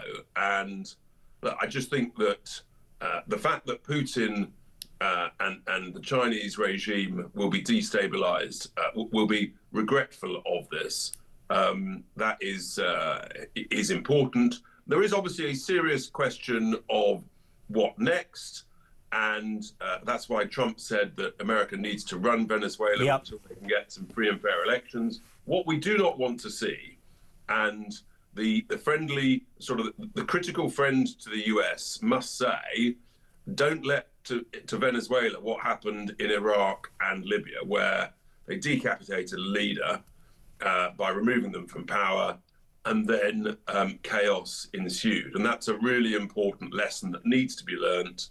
And that's now the responsibility of the US. I'm sure the Trump administration is very cognizant of it. That's their challenge now, to move quickly to ensure stability and that chaos does not descend onto the Venezuelans. Just bringing it back to Starmer finally, the interesting thing, of course, is, and I don't ever find myself agreeing with Diane Abbott. In fact, I don't think I've ever agreed with anything she said, but she's dead right yesterday when she said, how can you not, and I don't agree with it, but hear the words, how can you not condemn what Donald Trump did when you spent your entire career basing every part of your assumed, ideology on international human rights and international law? He's in an absolutely useless position again, and I would respectfully say it is because he never really ever puts his neck on the line and has an opinion. He tries to appease all the people all the time. He's tried to appease Donald Trump. He tries to appease the left. And actually what he ends up doing, Richard, which must be political gold for you lot, is he ends up not pleasing all the people. He ends up displeasing all the people all the time because he tries to be too many things to too many people, doesn't he? Well, this is an important reminder, Jeremy, that what matters most for any Prime Minister as President is your domestic law and protecting the interests, the defence and the security of your own citizens. And actually, there will be significant disruption, hopefully, to the vast cocaine trade coming into the UK and Europe if there is a new well-ordered regime that is democratically elected to Venezuela. That would be good for the UK. So those are some of the optimistic hopes, and it's important to be hopeful as we start the new year that we should take from this. But I just repeat the point. What's most important to any nation's citizens is that their leaders use their own domestic law to look after and protect those citizens. Richard Tice, just if you stay on the line, when I go to a break, I'll give you the number of that diamond friend of mine in Hatton Garden. You need to go and buy a ring. Congratulations on the engagement, my friend. We'll see you very soon. Richard Tice, Deputy Leader Reform. His response to what's happening to Keir Starmer. You're waking up on the 5th of... No, it's not December. It's January, for God's sake. It's 2026. To the news that the vultures are circling around Starmer. He did an interview yesterday on the BBC saying, I will be here in 12 months. Tried telling his party that. Half of them are upset that he hasn't condemned what happened via Trump in Venezuela. The other half are terrified about the May elections. Migrants are flooding into this country. Taxes going through the roof. It's not looking good. But he says, don't worry, I'll be here. Morning, Daniel. Good morning, Jez. It's Daniel from Epsom here. Starmer and his government, for me, I've never known a worse government in my life. I can't think in living memory of a worse government. And what's become really clear is that the British majority have woken up and the British majority are going to vote reform. You can see it everywhere, whether it's fly the flags around our towns and cities, the protests. The Labour government will not protect our borders and they will not protect our people. The British majority are voting reform. Very interesting, 7:22. Now, it is all very serious in the newspapers. We'll talk Venezuela.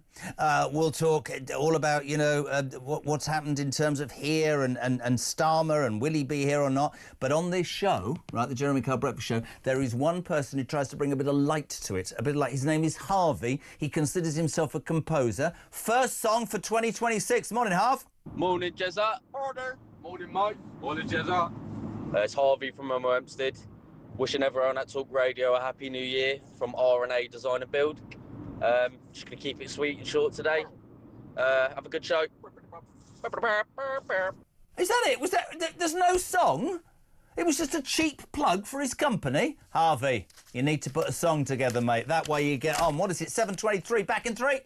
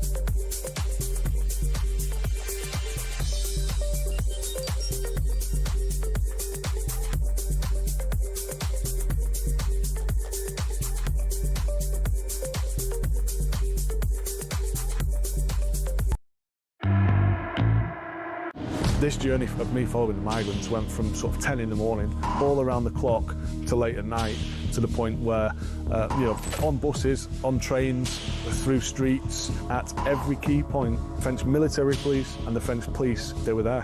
They were on the bus, taking down notes, taking pictures, but not doing anything to deter the migrants or stop them, just being there.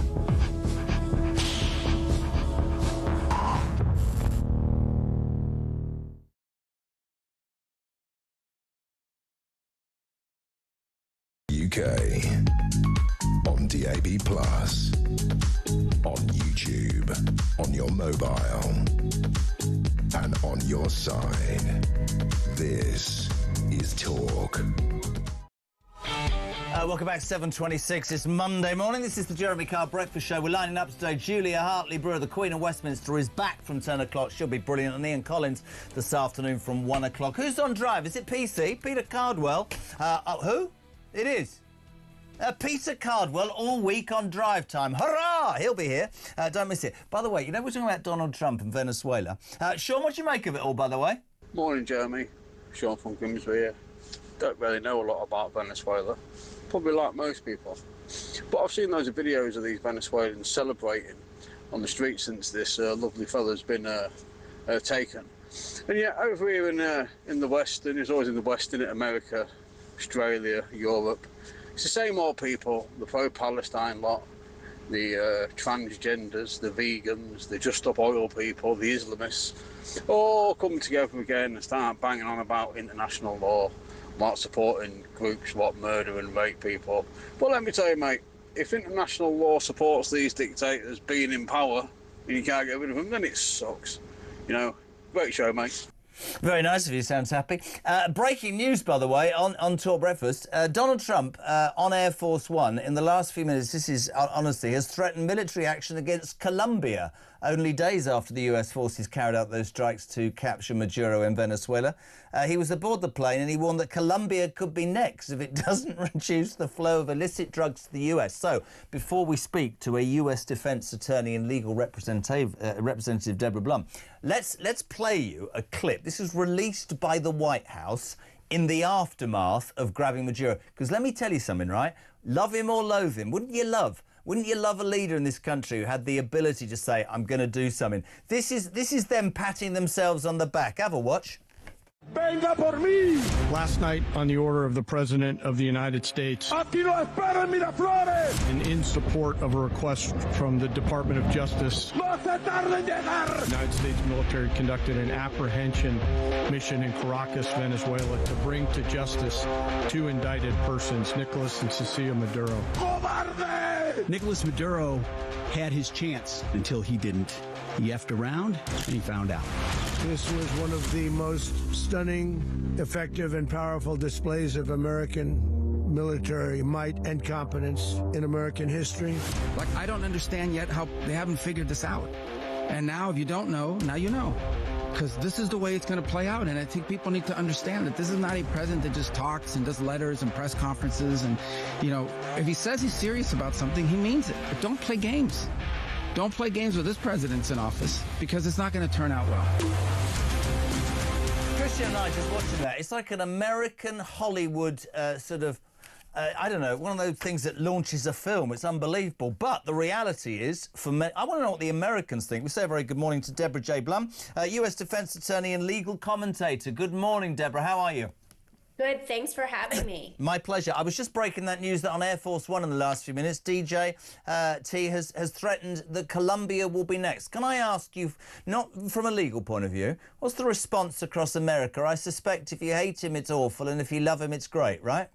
Ding, ding, ding, you hit the nail on the head, right? I think that you have different people thinking different things about this. I do think that you have concerns on both sides of the aisle, whether this is a violation of the international law and it's going to open the floodgates for other countries to do the same thing.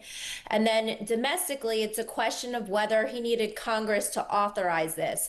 And he also went around the extradition treaty, which generally governs when you take somebody from another country for them to be prosecuted in the United States. Very interesting for us here. We have a rather lame duck Prime Minister and many, many problems. What we see from afar, and the impression I get when I speak to people, Deborah, is love him or loathe him, at least you have somebody in charge who will do what he was elected to do. Does this go beyond it? We hear now the rhetoric about Colombia. There's rumours about Greenland. I mean, is this rhetoric or is he deadly serious? Because you also hear a lot of how Americans are upset domestically that things are not getting much better too quickly.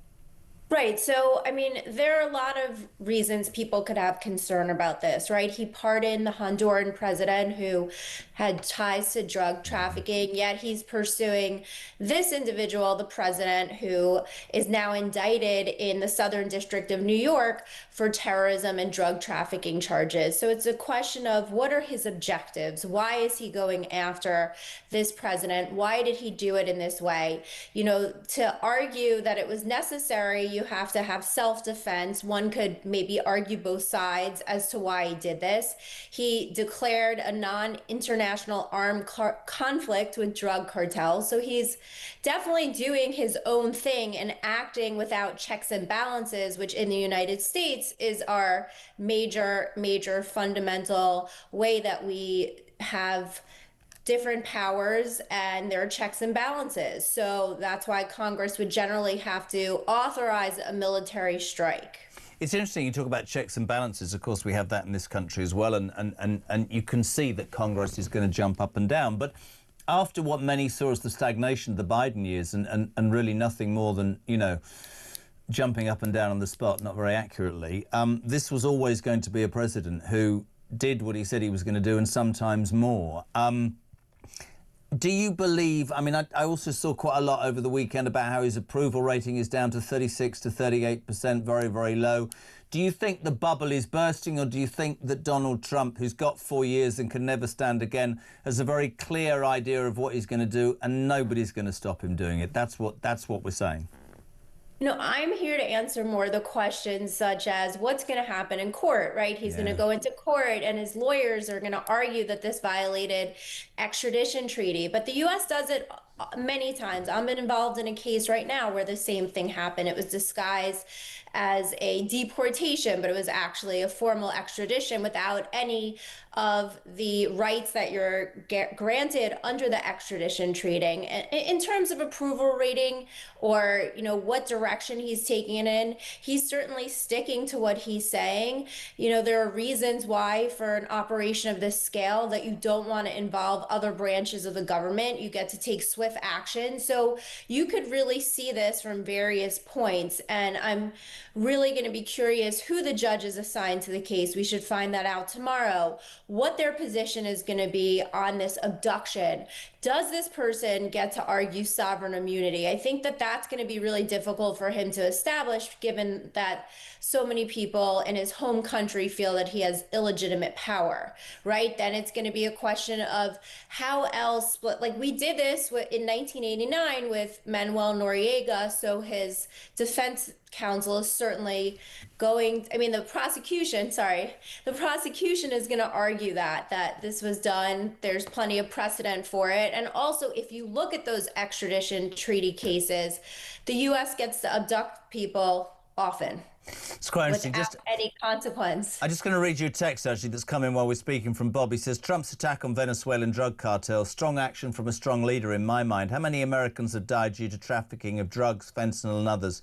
Far more than in any wars. Maduro and the drug gangs know what they're doing, and this is when they get paid for it. It's quite interesting because people are saying it's not about fentanyl, it's about showing strength in terms of Russia and China. But either way, you're right, the legalities of it will no doubt pay out. But this is a president who doesn't seemingly care about anything other than doing what's right. And, you know, I can only say from our point of view, and you're probably better off there than here, we have a government that doesn't make any decisions. So you know, whatever side you're on, it'll be an interesting one to see whether he goes further with Colombia, Greenland. I mean, many people, to put a smile on your face to finish this morning, Deborah, many people who listen to this have texted and called this morning saying they'd like American special forces to fly across the Atlantic and actually abscond Keir Starmer in the middle of the night, take him out of Downing Street and put him in a jail in America. And that would, in fact, please many, many people. So maybe we'll be on the phone legally again. We appreciate your time. Deborah J. Blum, I love that. US defence attorney and legal commentator, 25 to 8.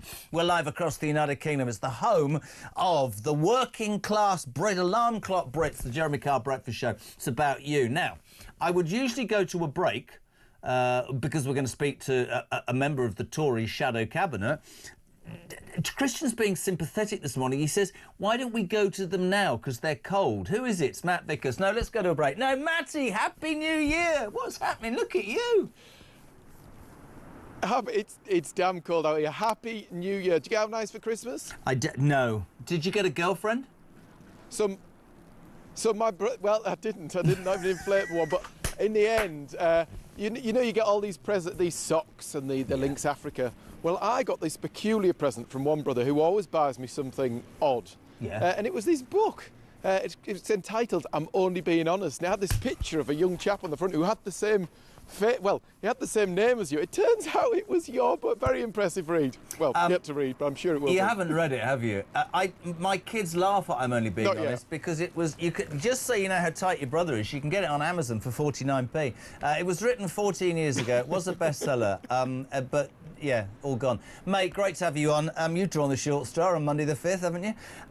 Where do we start? We can only start in one position. Yesterday, BBC Laura Kunsberg, our embattled Prime Minister, delivered the line that has struck even more of a chill into people than you're feeling, which is, he says he'll be here in 12 months. He says that it doesn't matter.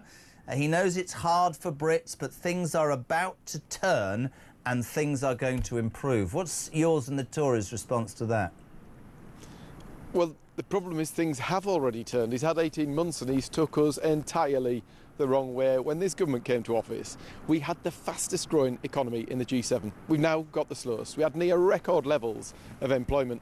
We've now got 21% more people unemployed. There were some devastating stories in the newspapers at the weekend about young people and the job opportunities, the Saturday jobs that they can't get anymore, the graduate jobs that all these youngsters have gone off to university to train for. There's none of them left either. Nothing's going on because anybody in this country who creates jobs is on the move. They're terrified to create jobs. The reality is what this government is doing to our economy is costing jobs, it's driving up prices, and it is causing anybody who wants to run a business to flee. It's terrifying, actually, what they're doing. I think it's Real quite interesting for people out there who are trying to make ends meet. I think you're right to go down that line, and we've sat here today and talked about, you know, his own MPs are plotting because, you know, the hard left want him to condemn what Trump's done in Venezuela, and we can talk about that. You know, will he survive the May elections? But somebody said to me something really interesting over the holidays about how the Labour Party was always, well, Labour was about the working person.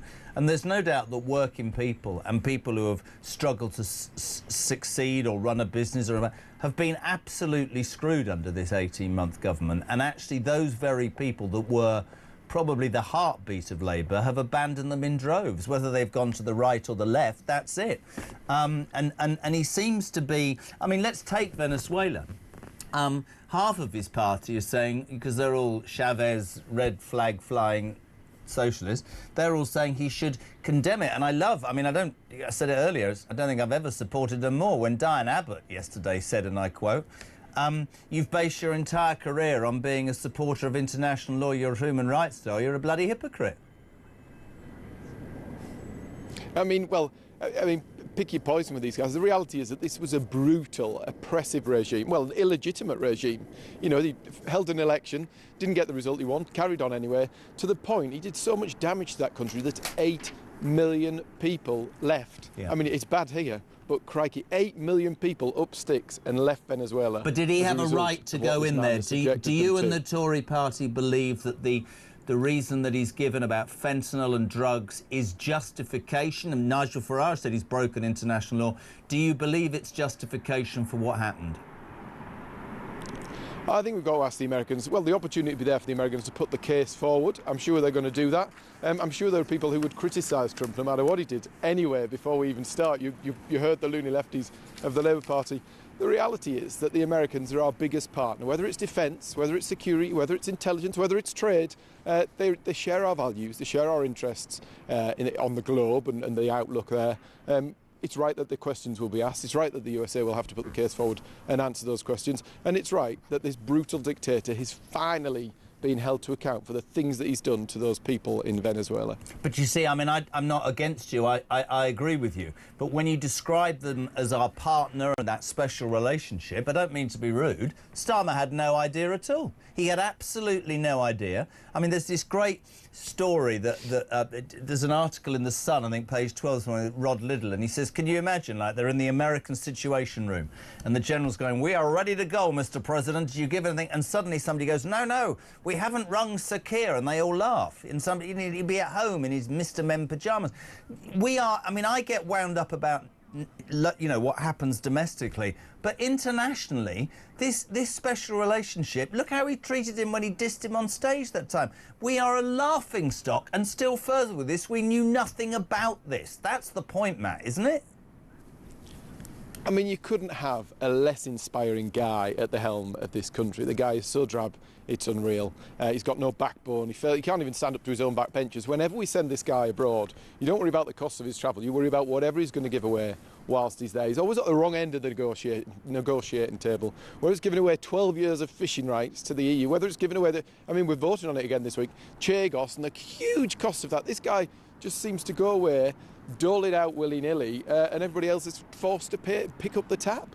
It's a disaster, but there is no wonder when we look at him how much respect the people of Britain have for him, how much respect do we expect people across the globe, world leaders, to have for this man who is destroying our economy and destroying our country. Now, the one thing I do want to put, I put this to Richard Tice, I want to put it to you, and I'm going to play you a clip. One of the things that has absolutely infuriated our viewers and listeners this morning is he's been accused of plotting a full-scale Brexit betrayal. Watch this with Laura Kuenssberg. This is Keir Starmer yesterday about betrayal. Steps. But what's next? We've already taken steps on food and agriculture to align with the single market. That's the sovereign decision that we have taken. I think we should get closer, and if it's in our national interest, in our interest, to have even closer alignment with the single market, then we should consider that. We should go that far.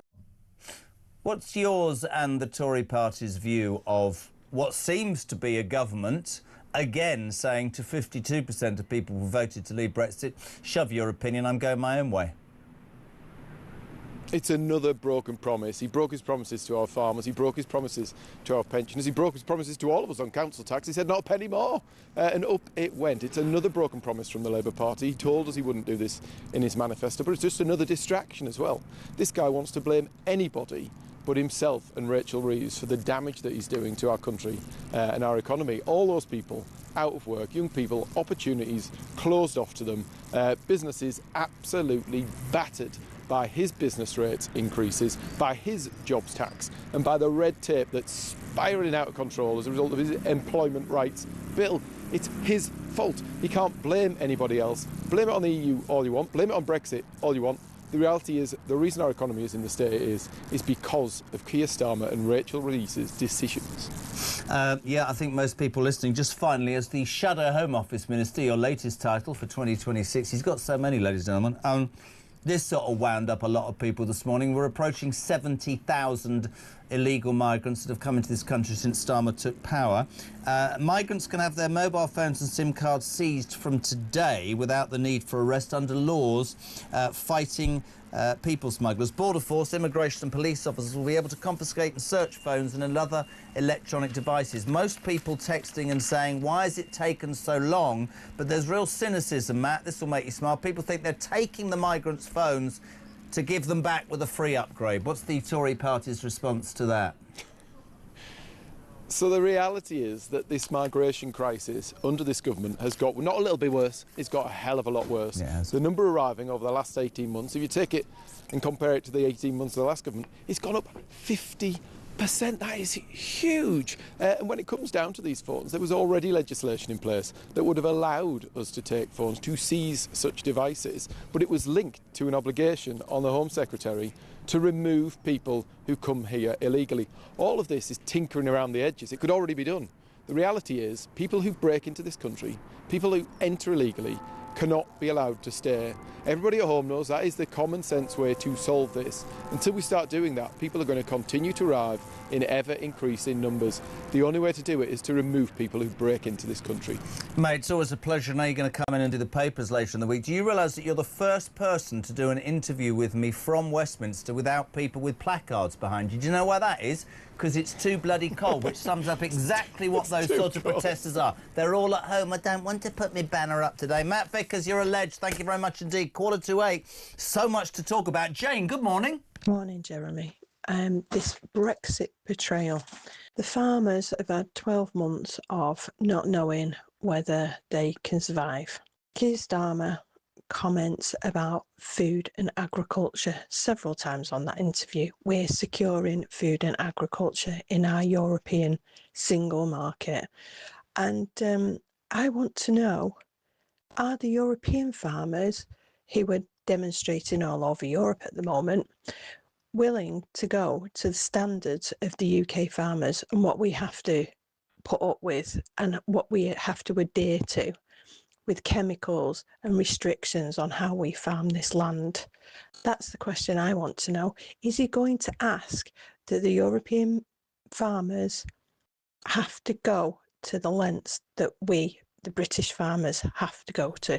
I would respectfully say to you, Jane, that he's shown entirely what he thinks of the British farming community, and we as a station, and I know, you know, other newspapers and stations feel exactly the same. The British farming community is being screwed by a government. It doesn't seem to understand that actually the British farming community is not loaded. They pass it down through generations to take 1% of the value of a farmer's salary. Most of them are skin, but most of all, they provide our food. And much like the madness of energy, which is, oh, let's have wind farms. Oh, we can't make enough, we'll have to import it. It will be exactly the same with food. What is it? 7:45, just gone. It's Monday the 5th of January. If you want to be on, 0344 499 1000, still to come in the next 2 hours. Kinsey Schofield next. We'll speak to Jack Elsom, Trevor Kavanagh, Matthew Torbett, Sarah Pochin and Peter Blexley as well in the next 30 minutes. We're back in 3.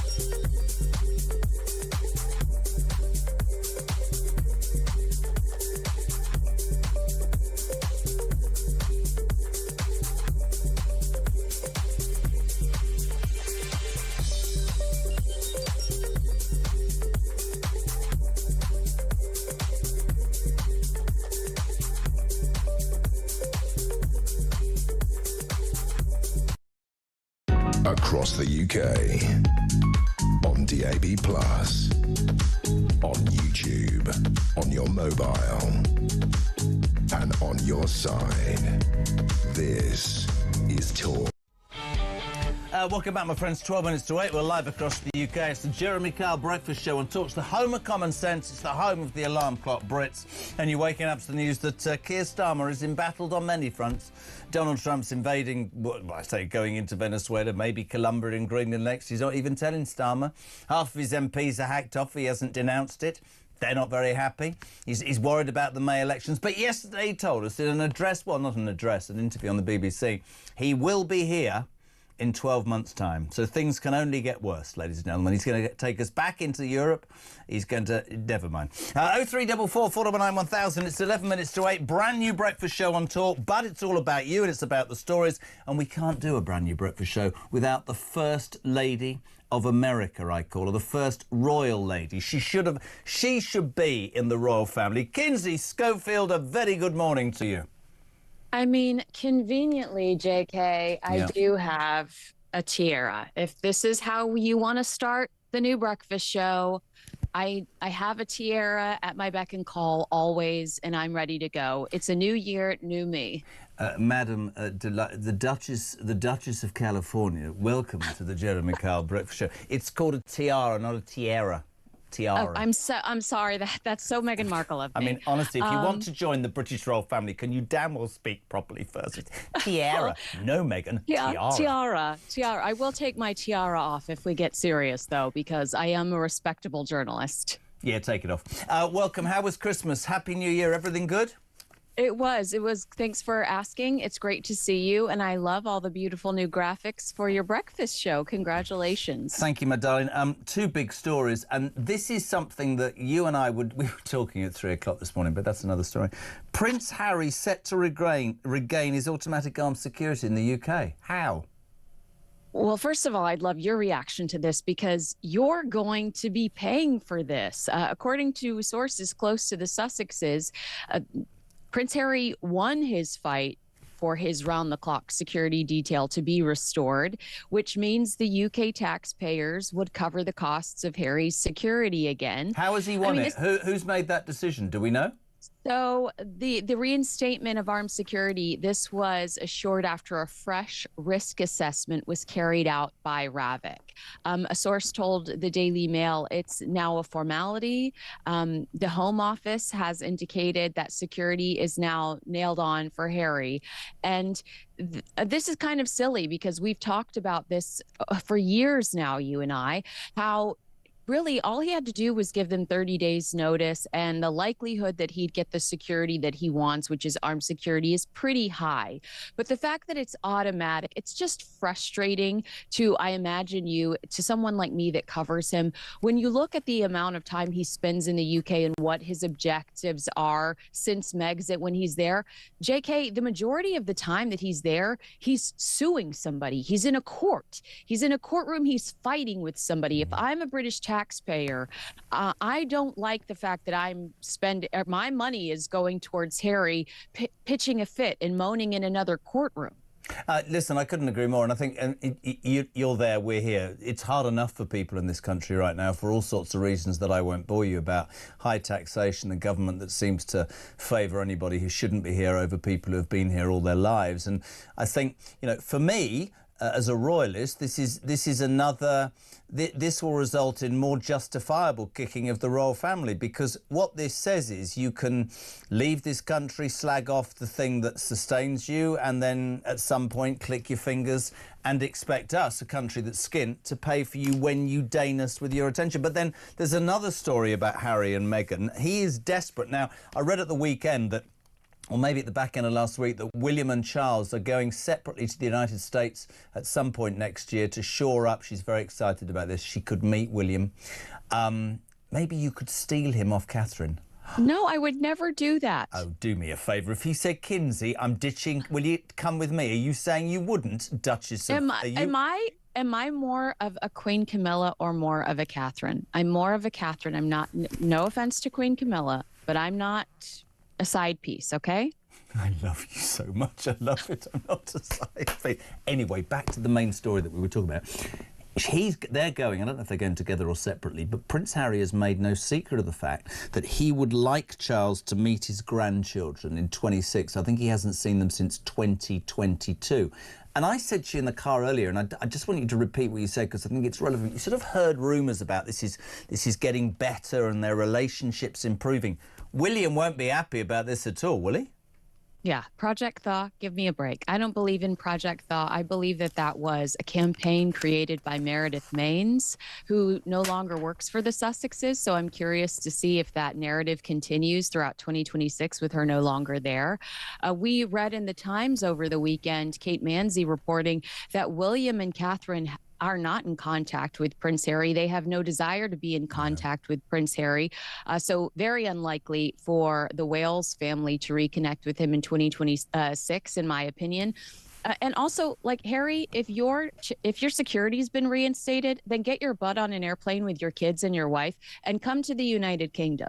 You don't need King Charles to go to you in Montecito. Just another example of his entitlement. And I think also, and I think that's the best point that you could ever have made. If you're arguing for that, what's the point of it? I think that William has very strong feelings about how his brother has treated not only the monarchy but the history of everything, and I don't think that will ever be repaired. I'm sure his dad, it's his son, blah, blah, blah. But I do believe there is real sense within the royal household that whatever happens with that boy tends to be in the newspapers almost even before it happens. And that quick meeting at Clarence House, there was lots of stuff put out there. So I think there'd be real reticence to take him at face value. But yeah, why should our king with cancer go to Montecito? Can you imagine him in Montecito at her house?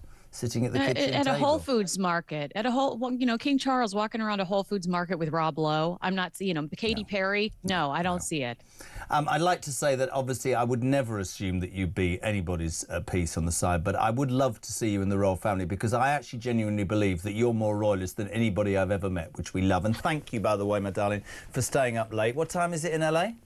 It is 11:55 p.m. Are you off to bed? I'm going to bed. You have a lovely time, and I'll see you soon, yo. Where did that come from? 5 to 8, we're live across the UK. The JK Breakfast Show, the home of Alarm Clock Brits. What do you want to talk about? Keir Starmer, Prince Harry, Donald Trump? What do you want to talk about? Migrants having their phones taken off so they can get a free upgrade? I made that bit up. 87222 or 0344 499 1000. We're back in 3.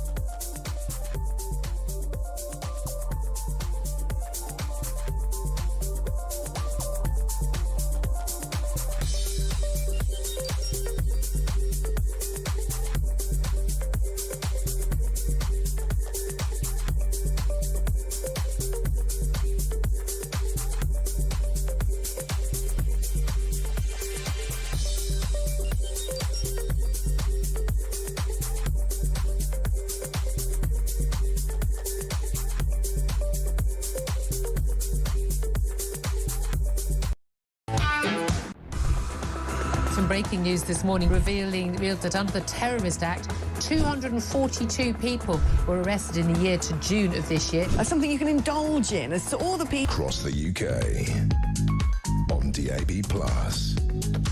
on YouTube, on your mobile, and on your side.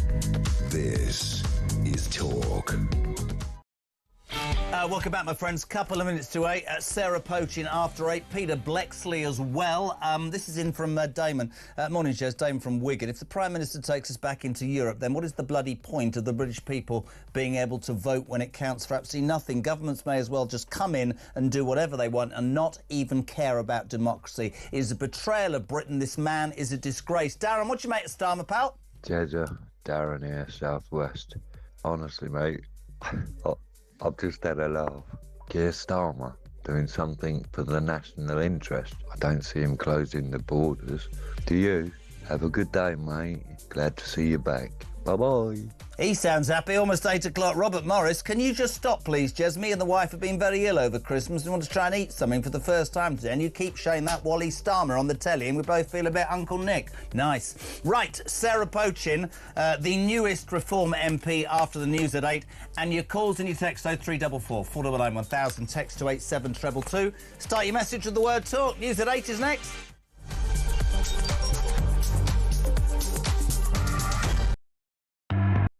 Across the UK, on DAB+, on YouTube, on your mobile, and on your side. This is Talk.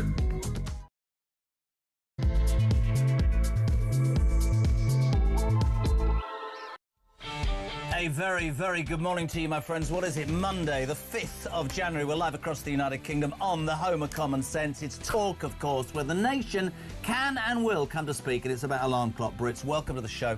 Thanks for tuning in already. God, it's cold out there, isn't it? Is it snowing by you, by the way? Because my kids are desperate. I might have to get in the car later and drive to where there is some snow.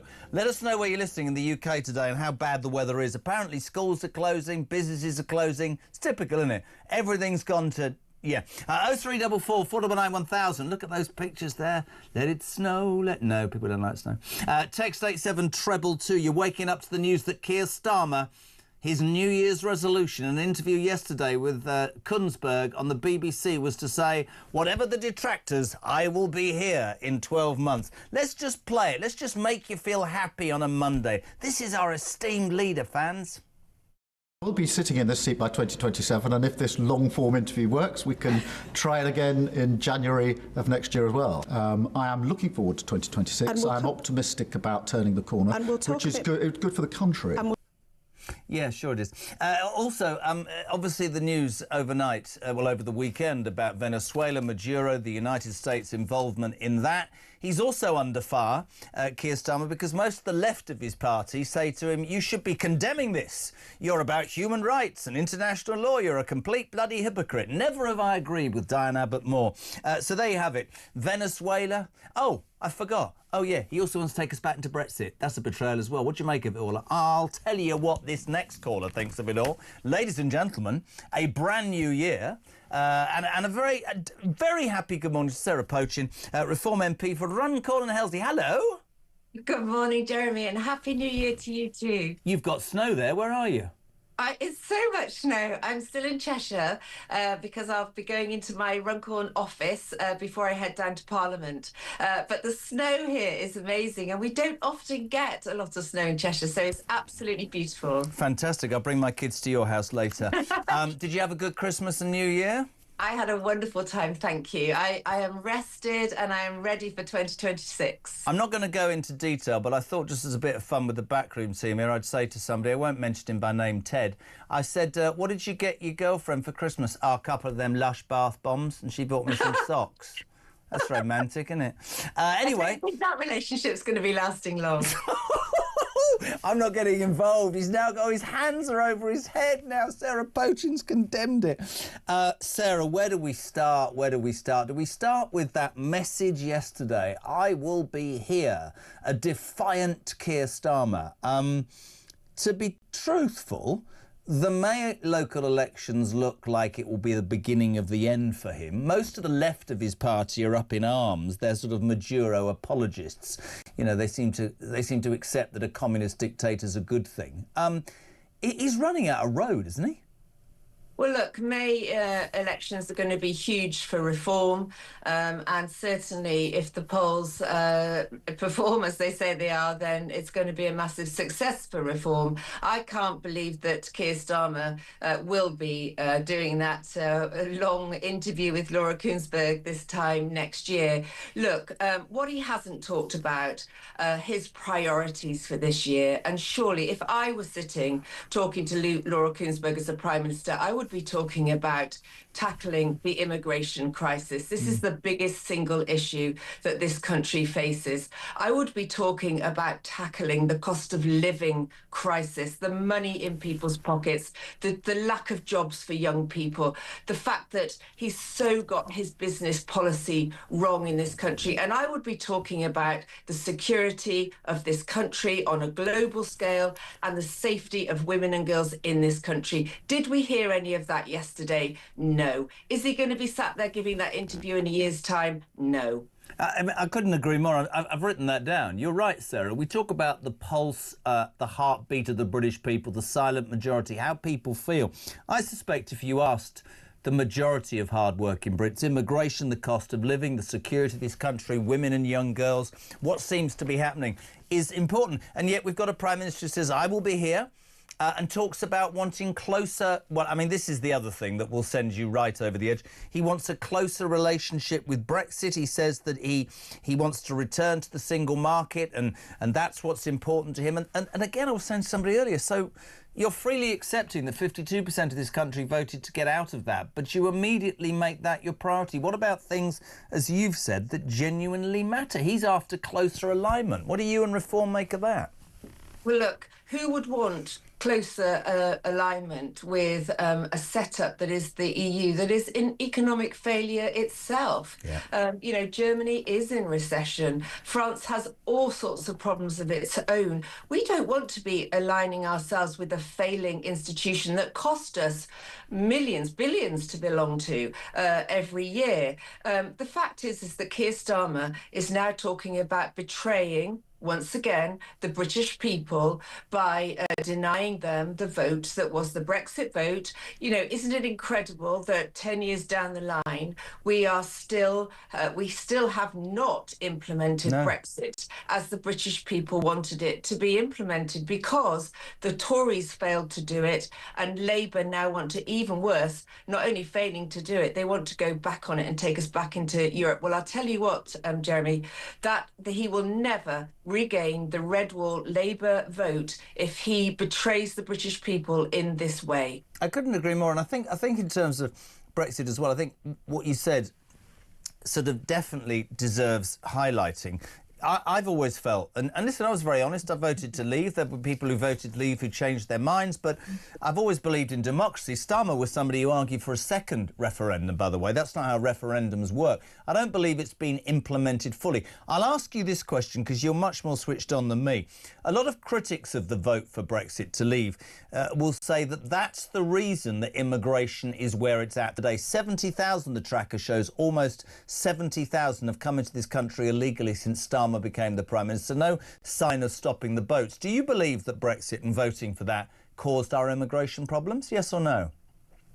I don't. I believe what's caused our immigration problems is a lack of the will of successive governments to make our borders secure and make us a sovereign nation. When Angela Merkel did do that fateful speech and opened up Europe to anybody that wanted to come in from around the world, then clearly that was a landmark change in direction and caused so many problems that we're now dealing with. But the fact is that if the will of the government is to secure its borders, it can be done. We've seen it in Australia. We've seen it in other parts. We look at Trump now with his southern border. You know, like him or loathe him, you know, he does what he says he's going to do. We are a small country, relative speaking to the ones I've mentioned, and yet we cannot police our borders. That is down to the will of the government. Couldn't disagree with that at all. Now, this is interesting. When he took aim at reform yesterday, Starmer, because the More in Common poll projected yesterday that your party, if there was a general election held today, Sarah, would win. And this was 16,000 Brits, by the way, quite a big sample size. You'd win 381 seats, with Labour and the Conservatives fighting for second place. The latest poll saying that you will be the next government. This was Keir Starmer yesterday. This language is quite strong. He must be terrified of reform. Come on, Keir, give it your best shot. Come on, here we go. It'll be a Labour government up against a very right-wing proposition in reform. And that reform proposition will be a proposition of toxic divide of this country. The next election is going to be about a question of what is it to be British? And I believe to be British is to be compassionate, reasonable, live and let live, and diverse. And I am proud to serve our diverse country and all of its parts. It is British to be diverse. And that is the essence of Britishness. That will be challenged at the next election by reform, and this country, if reform wins, will be torn apart in a toxic way. And my strong sense of history tells me that if a right-wing proposition like that gets in with that toxic divide and things don't go the way they pretend they will, and they won't, they will move to the right, to the right, to the right. To the right, to the right, to the right, from a man who's going to the left, to the left, to the left. Sarah Pochin, for me, the biggest takeout of that speech or that interview was the man kept going on about what's important to be British. Apparently, Keir Starmer believes that to be British is to be diverse. To the detriment of your own people, by the way. Just thought I'd drop that in, yeah? Keir Starmer, in my view, is the least British Prime Minister we've probably seen ever, and how he can accuse reform of being anything other than pure British, and all we do is put the priority of the British people first. And the fact is that if the polls are right, yes, we will form the next government with a ruling majority, and the British people will have voted us in. This is the point that Keir Starmer is missing. If we win, it's because we have the will of the nation behind us. They want to see change. We are the last remaining hope for the British people to regain the sovereignty of this country. And that is why Reform will form the next government. I was just amazed. I mean, you can listen to him trying to be all things to all people, but I was amazed that you know, he's going to talk about being right-wing and being divisive and toxicity and all that. But to go down the British line, to me, is the most interesting thing about that speech. You know, this is a man who does nothing, in my humble opinion, and by God, we've given Labour plenty of chance to come on and say the opposite. They won't. Whether it's about flags, whether it's about our military, whether it's about our borders, we seem to be in a position in this country, and my father-in-law said it to me some months ago, where we have started to favour anybody over anybody that was born here or works for a living. And that's a really, really dangerous place to be. And I go back to something I said a lot last year on this show, which is that somebody texted us, Christian and I don't know, a couple of months ago, and said that when the silent majority finally realise that their voice can be heard via this or whatever else they do, whatever the colour of the government, they are in trouble. I think the majority, or a large number of people in this country who work their backsides off just to make ends meet, are fed up to the back teeth with the government that says, we'll favour criminals, we'll favour immigrants, we'll favour this, we'll favour that. Thanks for living your life correctly, but we don't care about you. That's what the next election in my mind's about. And the very essence of that is being British, isn't it? And how is it possible that a Prime Minister who advocates for a two-tier justice system in this country can claim to put the British people first, can claim to be British, because it's the British people that are suffering from that two-tier justice system? That's just one example. Look at our welfare state. You know, he's coming out with all this rhetoric about being British, but it's the British taxpayer who are paying through the nose now for non-British people who are arriving in this country and getting everything free. But that makes you far right. According to Keir Starmer, Sarah, that makes you far right. You're going to go right. You'll be called a racist and all those sorts of things. What do you say to that? Is that far right or is that common sense? This is look at me. You know, I am a mum with children. I worry about family. I worry about grandchildren and what kind of country they're going to be living in. I worry about the safety of my children, the safety of my grandchildren. You know, the point is that I am just a normal person standing up for common sense, standing up for what the British people want to hear. This Prime Minister is the least British Prime Minister we have seen. He does not put our interests first. A Reform government will. One final thing will make you laugh. Well, it won't make you laugh. I'm just going to throw this at you because this is a Sun exclusive. The BBC is saying, just remember, being British is about being diverse. The BBC is set to spend nearly £250,000 a year on experts to root out misconduct in the wake of the Hugh Edwards and Greg Wallace scandals. It has advertised 2 jobs, head of corporate investigations and whistleblowing, and a director. So you could become the head of corporate investigations and whistleblowing at the BBC, basically an in-house spy, 125 grand a year. What are you thinking? You going to go for it or what? Well, again, who's paying for it? It's the taxpayer, isn't it?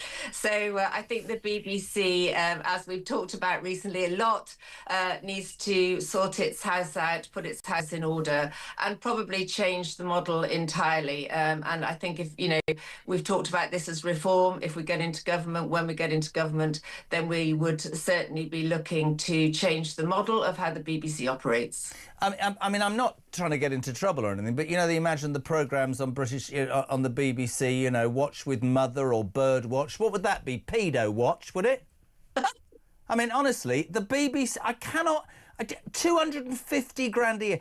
If I sit here every day, I want to come in here, Sarah, and I want to be happy about something. I've got an incompetent Prime Minister. The national state broadcaster's a disgrace. The Orange Man baby. Apparently, in the last half an hour, Donald Trump's announced Listen, Colombia, you could be next if you don't root out the drugs. I mean, I thought Poppy Coburn earlier on, you won't have heard it, but she was right when she said, even when you disagree with something Trump does, but, you know, somehow it's amusing. Can I just finish on that? Nigel said that it was a breaking of international law, but there were perhaps reasons for it. Would you share that view? Look, the fact is that the only people crying over Maduro's removal is the Chinese regime and the Russians. They were and the left in the Labour Party. Well, I wish that the left and the Labour Party would concern themselves with the issues that we have in this country. But the fact is that you know, this man Maduro was a criminal. He was a drugs lord, and he's been removed. And as you say, like him or loathe him, you have to kind of admire the way Trump goes about things. And there are certain times, I have to say, when I look at the current Prime Minister of this country, that I wish he was a little bit more Trump-esque in many ways. I'm going to finish with the lady who I believe will be the next Justice Secretary in this country, in the Cabinet, and will change the very edifice of how we do everything. And ask you this, watch the smile on her face. Many people have texted this morning and said that the fact the Americans could get into a foreign country and get to the president of that country and get him out onto a USS warship in a matter of hours. Do you think there is any way that we could convince the American Special Forces to come into Britain in the dead of night and take Starmer out of Downing Street without anybody doing anything about it? Well, I did hear that this morning and it did make me chuckle. That's all I can say on that. I love your honesty. Sarah Pochin, it looks lovely in Cheshire. Thank you for always being part of the show. We'll speak to you very soon. She's off to a constituency in Runcorn and Helsby. Great lady, 8:20. We're live across the UK. A very good morning in Birmingham, Britain's second city. Lillian, how are you? Oh, good morning, Jeremy. Whereabouts in Birmingham, love? I'm in Borsley Green. Oh, mate. Lovely there. All right. Good to have you on. What do you want to say? I'd like to say this Prime Minister is the most hated, despised, horrible, vile human being we've ever had. And let me tell you now, his priorities are letting terrorists into our country and paying criminals, murdering criminals, compensation and giving these invaders houses, and we've got British people homeless on the streets, and he has no mention of protecting our borders. All he's got to do is put the Navy on the border, and that's the end of it. I can't stand this geezer, and let me tell you now that I hope that Reform do what they say they're going to do, and their first priority is to get rid of this traitor and all his little companions out of government. And do you know what? Deport them and all. I love having... it's my favourite call for ages. Can I ask you a very personal question, Lillian? Yes. How old are you? I'm 70, and I'm still working full-time. I can hear it in your voice. Many people thousands will agree with what you're saying. The left would say, you're far right, you're a racist, you're disrespectful, you don't understand how these people suffer so much. What would you say to them, Lillian? I'd say to them, I can't swear on TV, but I would say to them, get stuffed. And I'll tell you something now, I'm a patriot. If you want to call me a racist, call me a racist. I don't care. I love my country and I want to protect my grandchildren's future.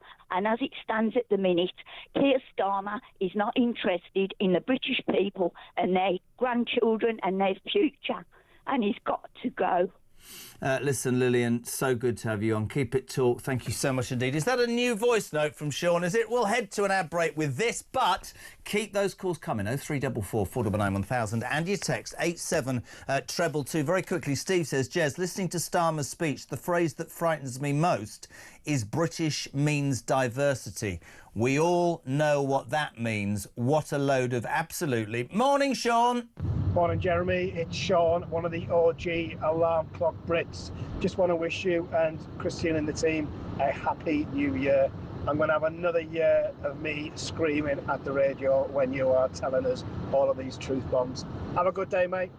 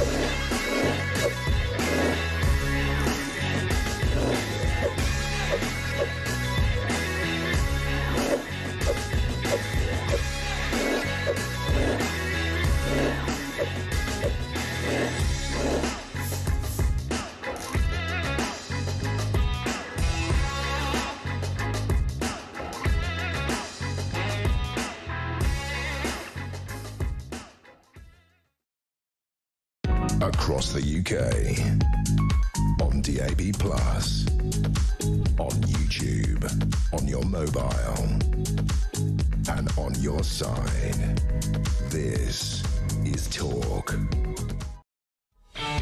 A very good morning, 8:25. We're live across the United Kingdom. It's Talk, of course. It's the Jeremy Kyle Breakfast Show. 2.5 hours through it. If you want to be on, 0344 419 1000. Morning, Jez. Happy New Year. Loving the show. I'm confused by Starmer's interview, really. It's British to be diverse, so it's British not to necessarily be British. How does that make sense? I cannot stand that his party and everything they stand for, Adrian Horsham, which got the creative genius that is Christian. Yeah, this got his creative juices flowing. I want to hear from you. What does it mean to be British? That's a really good question. 87222. Start your message with the word talk. What does it mean to be British? We'll put that question to the political editor of The Sun. A very good morning, a very happy new year. Jack Elsom, how are you? Jeremy, Happy New Year. I've been enjoying the show this morning, so congratulations. Honoured to be one of your first guests on it, as always. Now, listen, I wasn't going to ask you this, but Christians insisted that I do. You just come back from a sun-drenched holiday. Do we allowed to say where? Well, I'm surprised you can't tell by my bronze skin right now. You look as pale as usual. I mean, you don't even look like you've been on broad. But anyway, right, this man... Because of my complexion, I ended up staying in the shade the whole time, because otherwise I The wonderful Jack, ladies and gentlemen, went off to my island, to Barbados, where I used to have a home, and he took his young lady, you don't mind me saying that, and it was Christian who said that if he was a woman, not that he wants to be, and my man, he said, took me to Barbados at Christmas, I'd be thinking, you know, maybe a Richard Tice moment, maybe a proposal was on the way, Jack Elsom. Any news? No news, but thank you for putting me on the spot live on the radio this morning. No doubt she'll be listening to this and will be incredibly cross. But no, you know what, actually, I think usually will be feeling very sorry for me, because those of us who have escaped the sunnier climes over the Christmas period, you come back here to this, you know, -2 degrees, and actually we take it more than anybody else because it's difficult to adapt. So you can get your violins out. Oh, sorry, hold on a second. I think my heart's bleeding a little minute for you. Jack, you kept sending me photographs sitting on a sun-drenched beach, eating cocktails, and I was getting up at 5 o'clock with screaming kids whose toys wouldn't work. But anyway, my friend, I would never put you on the spot. That is Christian. We're delighted to have you back. Thank you, Christian. Let me start, actually, with that question that's just come from nowhere. Starmer's speech yesterday, when he was doing the thing with Laura Kunsberg, he's going on about the threat of reform and far right and toxic and divisive, and what he said for him primarily about being British is about compassion, but he said diversity is what's about being British. I think that will rankle with so many people. What's your view?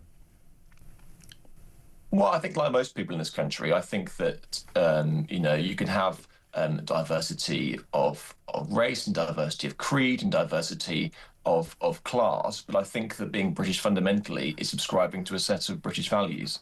And I think that's probably what most people in this country think of when they think of being British, that you believe in the rule of law, that you believe in hard work, that you believe in patriotism, and that you are happy to stand up for the values of what that Union Jack represents.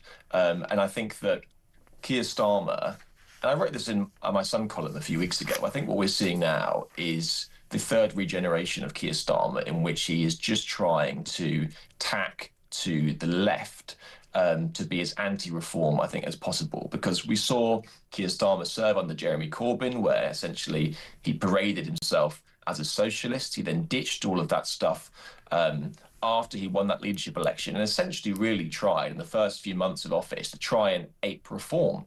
Yeah. He quickly found out that, you know, you think about the things like the Island of Strangers speech, you know, big clampdowns on immigration, none of them seemed to actually work in shifting the polls, and he quickly decided, actually, I can't out-reform. I'm never going to be Nigel Farage.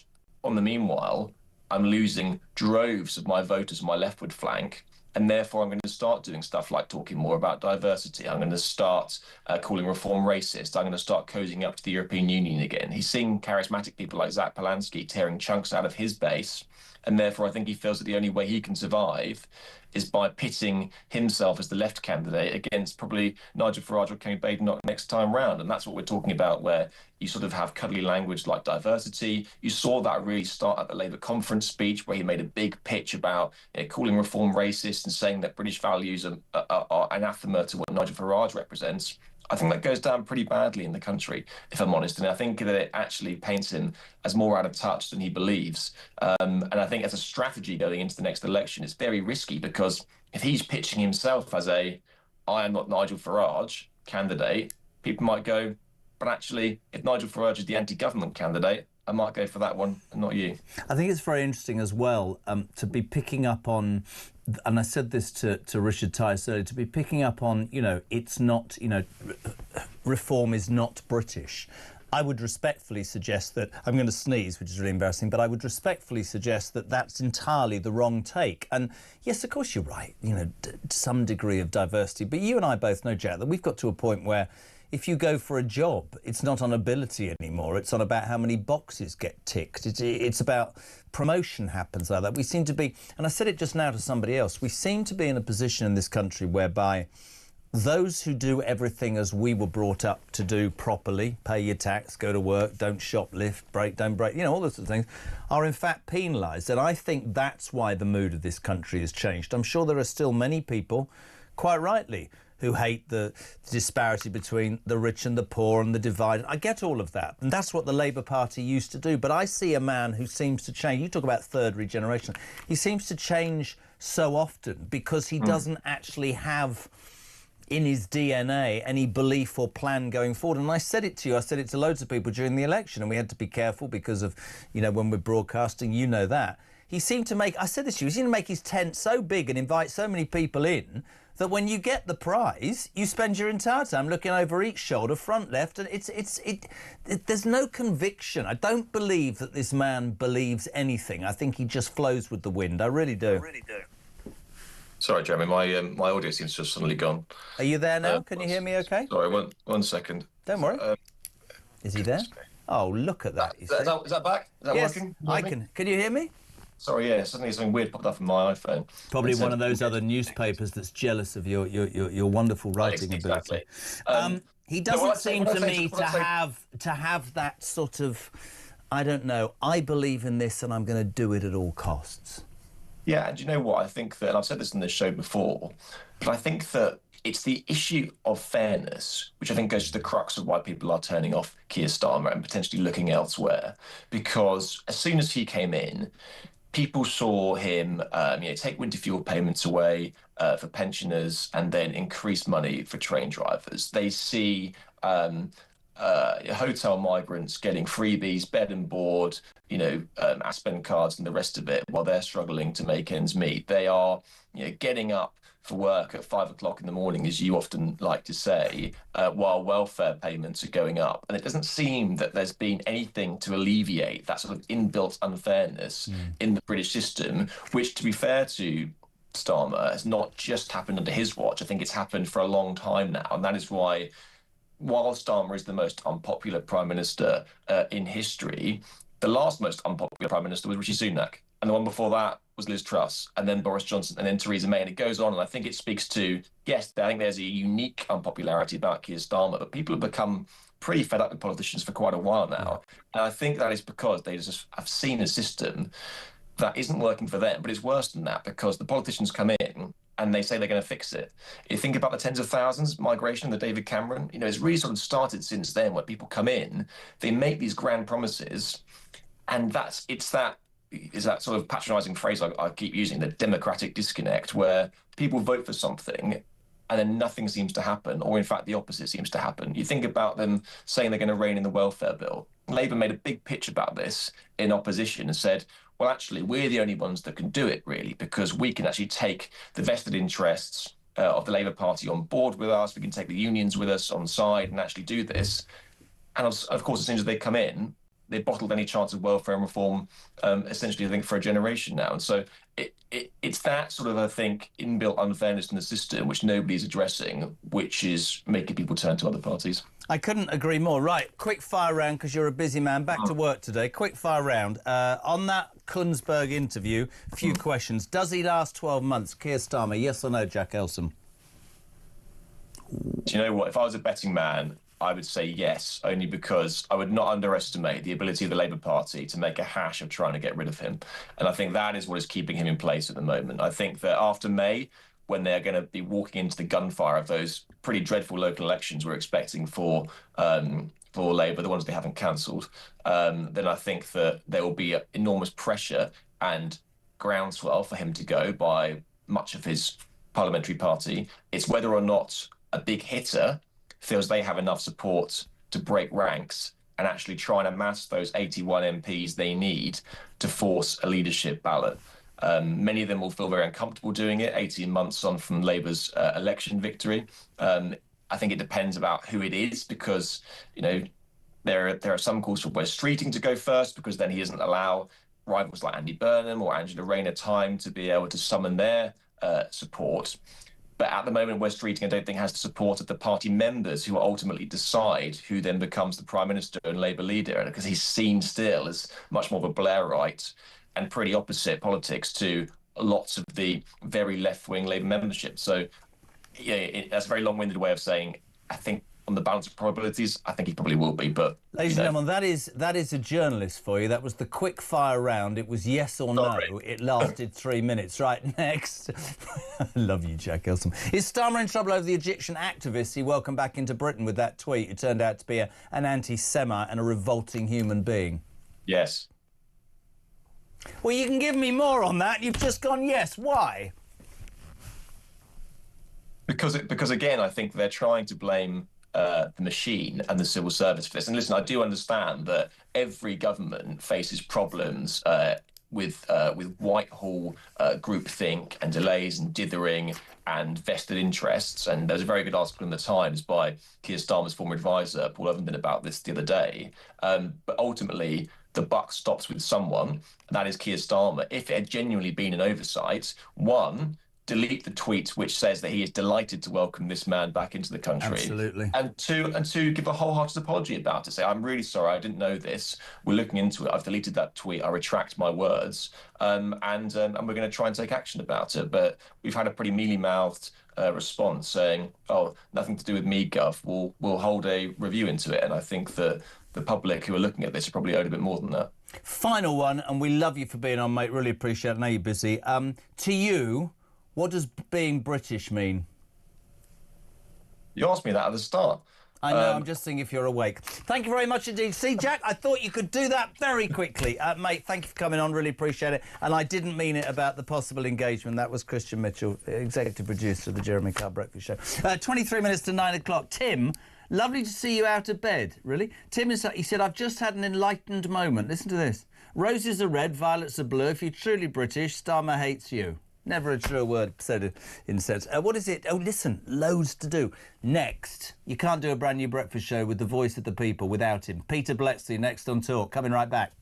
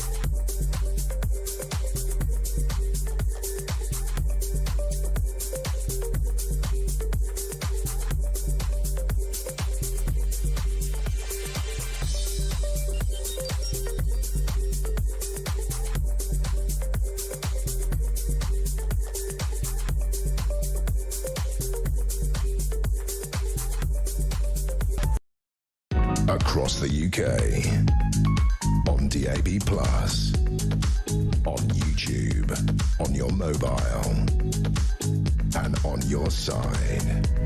This is Talk. Welcome back, my friends. 21 minutes to 9 o'clock. It's JK on Breakfast and Talk. The home of common sense is where the nation, well, alarm clock Brits come to speak. We say a very good morning to a legend who's no longer in the studio because he's out doing a one-man tour that I sorted for him. Peter Bleksley, hello. Good morning, Mr. Kyle. I'd like to say this to you as a QPR fan. I hope you beat the revoltingly disgusting West Ham in the Cup. I hope we're relegated with trash, and I wish QPR the best. Thank you. We'll do our best. Yes. How's the trip going? Are you out and about yet? Have you done your first night?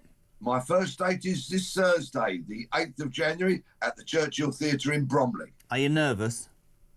There's always a bit of nerves involved with any public speaking. I think that's a good thing. Good man. Loads to talk about. I'm going to start, actually. I don't know if you've got this one.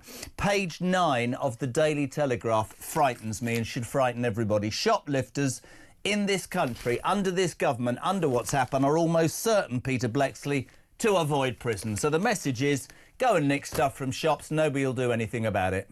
Yes, and the most disturbing aspect of this story is the shoplifters know this. So, of course, they act with impunity. That's the real danger. Until we start creating deterrence, in other words, arrest, charge, prosecution and a suitable punishment, nothing is going to change. The police can do all their performative policing, which they're such big fans of. Oh, this week we launched a shoplifting initiative in Altrincham and we arrested 17 people, for example. Yeah, that's great, but the shoplifters know that they're here today and gone tomorrow, so they go back to their thieving ways. Nothing's going to change until policing fundamentally changes and the retailers come on board. That's the ones that have non-intervention policies, of course, and we start to regain the streets, make the streets a hostile environment for thieves once again. I mean, I agree. We're watching footage, which is, if you're not watching on YouTube, it's absolutely outrageous. 4 masked men walk into an off-licence, I guess, a convenience store, with an empty bin, you know, like one of those plastic bins, and just start emptying everything, booze, fags, everything, and that just people stand and watch the police and then just walk out. Nobody does anything. You're so right. We've always talked about police on the streets. I've got some examples of stuff up and down this country, because I hate the fact that, you know, when you're doing a show like this, it should be all over. Have you seen some of the footage that's gone out? This was a fight outside McDonald's in Leeds the other day. Have a watch of this.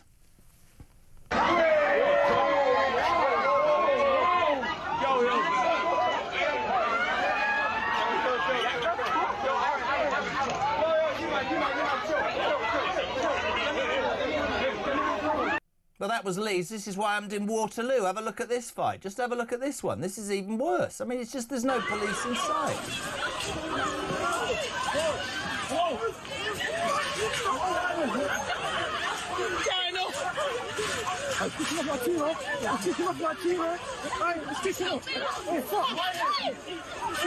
What's happening? What's happening? Winter Wonderland, just fighting everywhere. Just bring Pete back in and close that down a minute. Pete, I'm just seeing pictures after pictures across the UK of people having fights, people breaking into places, no police wherever. And by the way, I'm not a fan of Keir Starmer, but this started with Theresa May. You don't even see police on the streets anymore, mate, and it's OK to have a punch-up because nobody's going to do anything about it.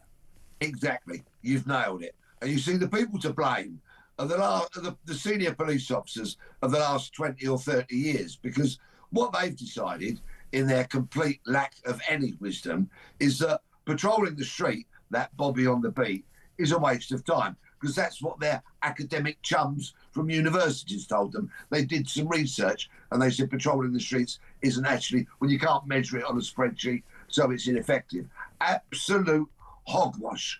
And consequently, because the streets have been surrendered, the criminals have taken over. Yeah. And until we can change this mindset amongst senior police officers, the chief constables, their deputies, their assistants, until we change that mindset, until we get them to appreciate and understand the value of police officers on the beat, nothing is going to change. So you the way you say that is the way I say it. So explain to me in layman's terms, until we convince people in charge that putting men and women in the police on the streets will cause less chaos and less anarchy, how have we allowed people to be in charge who are that bloody stupid they can't see that for themselves?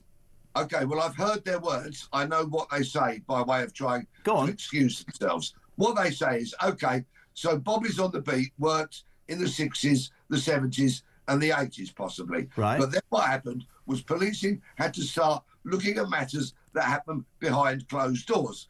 Domestic violence, child sexual offences. OK, and to a point, they do have a point. Yeah. But what they did was they took all the resources off the streets virtually and put them all into investigating things behind closed doors. They thought the streets would take care of themselves because they're daft, they're stupid, they're unconnected from what actually goes on in real life. And I think the thing that people would say is this is my opinion. It's just my opinion. Don't have to agree with it or not. Completely agree about domestic violence and sexual attacks, but we seem to, as a country, almost entirely have gone too far to the way, for want of a better phrase. So we've taken all the men and women off the streets to make sure that we do these behind closed doors, add hurty words and sending 6 police round to somebody who says they don't like a teacher at school. And so it's almost like everything, Pete, in this country. Diversity a little bit is OK. We've gone to the point where unless you're a certain colour, a certain age or a certain sexuality, you don't get it. Have you heard my story about my friend's daughter's son got a fantastic degree at Durham, 22, wanted to work in the finance. They'd done an internship in London in the financial markets, played semi-professional rugby, 6'2", 23, 24, white kid, just a nice kid. Wrote 200 interviews, CVs for interviews over a year. Heard absolutely jack. Got drunk one night with a mate who told him what to do, and he wrote under his sexual preference non-binary and got 4 interviews on my children's life in 3 weeks. It's rubbish, man. It's rubbish. Yeah. And the police are captured by that kind of ideology because all their chiefs went off to university and got brainwashed. But what they didn't realise is that surrendering the streets means that the criminals will move in. And it goes beyond the shoplifting epidemic. These fights that you've been showing on those clips this morning, knife crime, people carrying weapons with impunity, because there is no danger, there is no fear of turning the corner and a police officer saying, hello, what's going on here then? Turn your pockets out, sunshine. Because they go, it's against my human rights and I'm filming you and you're a racist and you're far right and you can't... I know, world's gone nuts. Also, just we did the old migrant tracker. I'd like to introduce a new tracker for 2026. Prisoners who have escaped. Over the weekend, 3 more, including a murderer. What is going on? Why can't prisons just keep people in prison? Because the entire criminal justice system is in a state of crisis. From policing at the front line, which we've discussed, then to the CPS, underperforming, underfunded, it will say. Then we go to the courts, then we go to the prisons, then we go to probation. The whole system is wrecked. It's not functioning like it should do. And as a consequence, prisoners get mistakenly released or can walk out of open prisons with impunity. And do you know what the really serious aspect of all this is? It boils down to you, me, everybody in your studio, everybody listening, everybody watching, being a little less safe than we used to be. And when we feel less safe, we're less happy. And this is one unhappy nation. Couldn't agree more. Just very quickly, one of Starmer's things in that speech with Kunzberg yesterday in that interview was, and he kept saying it, reforms this, reforms that, far right, blah, blah, blah. And he said, for him, being British is about being diverse. I want to ask a man who served the Met, who's truly what I would call a patriot, Peter Bleksley, what does being British mean to you, my friend? Well, let me use that phrase from Mr. Starmer. And you know what? He's right. I love a Chinese. I love a curry. I've got mates who were born in this country, who are brown, who are black, who contribute to this society, who have raised wonderful kids and are as British as bacon and eggs. But that is to a point, you see, balance. What none of us voted for, including my black and brown mates, is unfettered, illegal immigration into this country, which changes the demographic hugely, alters the landscape and destroys British culture. Couldn't agree more, mate. Listen, we wish you luck. And just give out, because we always do it for you, 160 dates over the last months. If you want to go and see PB, it's a one-man show. It's fantastic. How do they get tickets, Pete? please go to peterblexley.com. All the dates are on there and you can buy your tickets. Thank you very much. Freebies on the way to us. Good man. Thank you very much indeed. We're going to say a very quick good morning to John. John, you're on Talk Breakfast. How are you? Oh, good morning. Fine. I'm in Brighton. It's lovely and snowy, very picturesque, and I'm enjoying your programme. Fine. You're very kind of you. I'm confused. It says Marbella. What do you want to talk about?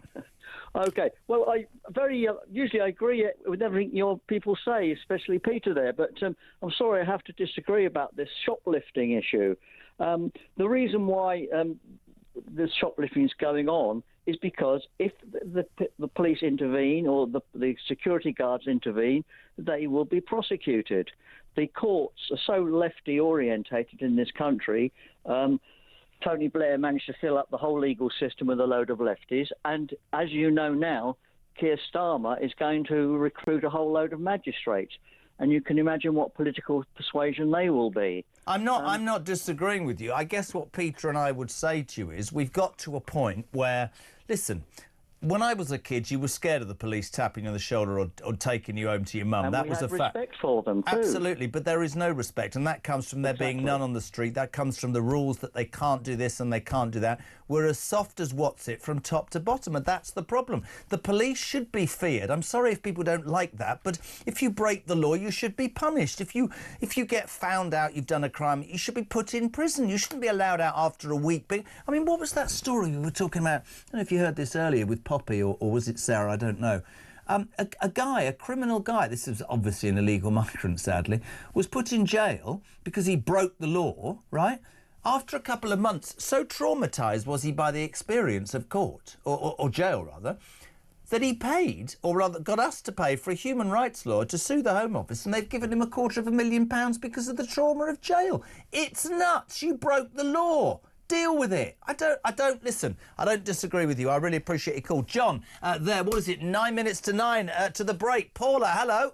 Morning, Jeremy. Great show. Congratulations on it. Going really well. I just want to say, if we go to the right, I think that means that we're right? I don't understand Keir Starmer. I don't think anyone understands him, not even his own party. Honestly, Jez, like Monday, yay, let's all go back to work. Yay, well, I'm not Britain. I've actually got a chest infection, a rotten cold, and I'm having to drive down the M25 into London from Essex to go to work. And it's just bumper to bumper to bumper. So, yeah, great start to the new year. Oh, dear, never mind. Happy Monday. Paula from London.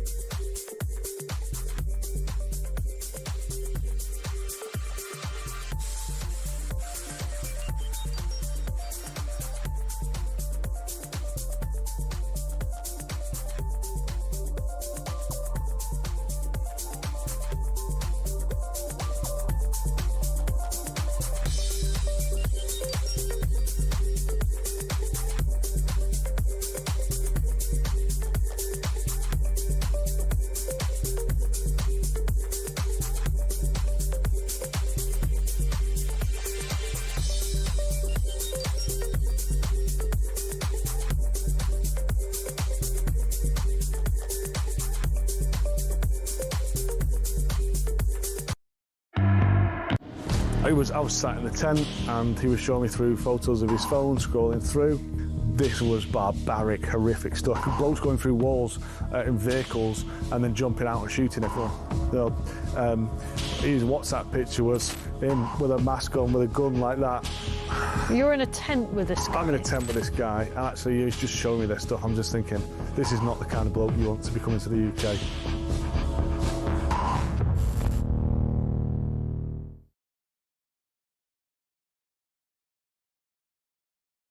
The UK on DAB+, on YouTube, on your mobile, and on your side.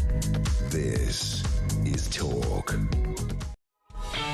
Welcome back, my friends. Almost 5 to 9. Julia Hartley-Brewer, the Queen of Westminster, here from 10 o'clock this morning, sounding great as ever. Ian Collins from 1 and Peter Carbell on Drive this afternoon. Loads to crack on with.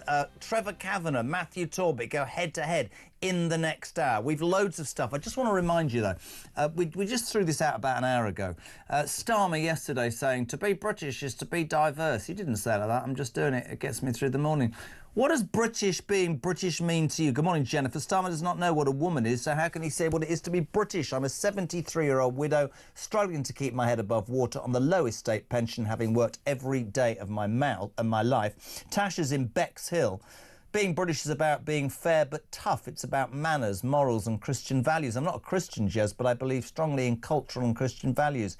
It's not about race, colour or creed. It's about family. It's about kinship, and it's about a belief in the red, white and blue. It's about being proud of our nation. It's not about bringing other cultural beliefs into our nation. We don't want halal. We will still want women to be treated with manners and courtesy, so you can shove Sharia law. But it's about being open, but it's not about denouncing everything that brought us up. Just very quickly, who is this? Hi, Jez. Being British, whilst being proud of being British, I'm much more proud of being English born and bred. I love our culture of standing in a queue, being polite to females, talking to your neighbours, helping each other, going to a pub, watching a football game, just enjoying our once great way of life. Starmer and the Tories did away with all of this, with diversity and wokeness. It is a sad, sad time. I'll just throw it out to you. 87222. What does being British mean to you? More of those in the next hour. 5 to 9, they push the button, Big M. 90 minutes in 90 seconds. From The Sun. Let's get our sports update for Monday. Jack Ross, the sports reporter at The Sun. You are banned from talking about the crappiest football team in the history of the world. I hope West Ham are relegated. They are a disgrace. I don't want to talk about it. Happy Monday, Jeremy. Oh, mate, that honestly, and I genuinely mean this, I want them to go down. It's appalling. I think you'll get your wish, won't you? I just don't see how anything else. I'm finding myself going, I want Leeds to survive. Honestly, I'm past the West Ham thing. It's a nightmare. They are getting to a point where I think it's felt inevitable now for a little while. They've been getting worse and worse since David Moyes left the club. I still think it was probably the right decision for them to part ways. I don't know whether you agree with that. How can it be? What, David Moyes? That is typical bloody bloody West Ham fans who went, oh, it's not expansive. No, he came 6th, 7th, 6th and 8th and won a European trophy. I do agree with that. I do agree with that. I just feel that towards the end it got a bit stale. But I don't know if that was his fault or the recruitment, really, because what he was given was not good enough and it's got worse and worse ever since. And now they're spending nearly 50 million on a couple of strikers that no one's ever heard of, and it's probably the same old thing that will go round and round, and it won't solve the problem. And you just look at them, especially that performance, promoted back to the Premier League, really. I couldn't agree more. Interestingly, we haven't got long, but Maresca left Chelsea, apparently didn't like the inference of United attacking his bosses at United, saying, I came here as manager, not as a coach. That's all over the back of The Sun today. Is he a dead man walking as well, Amorim? I mean, it feels it. It's fantastic, isn't it? These managers that suddenly grow a backbone and decide to take on their managers their bosses out in the public. It's a bit delusional. I think both of them signed up to be head coaches, Maresca and Amorim, and now suddenly decide they want to flip the table and change their titles halfway through and grab some more power. They knew what they were walking into. It does feel a bit short-sighted from United to hire a manager in Amorim whose squad is so ill-suited to the way he wants to play, and it was very clear how they wanted to play. But fair play to him. It's fantastic copy. I hope he keeps coming out with comments like this because it keeps us all engaged. Can I also, I have loved it. A lot of people go, what? The World Darts is just our sister station, TalkSport, majoring on it. Absolutely fantastic. How good is Luke Littler? On a serious note, I was slightly worried when he started saying, you're paying for my prize money. 18 years of age. Unbeatable, isn't he, almost? It's incredible. I think we can forgive him the comments, given, like you said, he's 18 years old. But the way he played against Van Veen lost his head a little bit and missed a few chances, but he wasn't playing that badly. His average was over 100, and Littler just blew him away. It was, it wasn't a dramatic final that everyone hoped for, but I think the level he was at was just incredible to watch. Jack, you're a legend. Who do you support, by the way?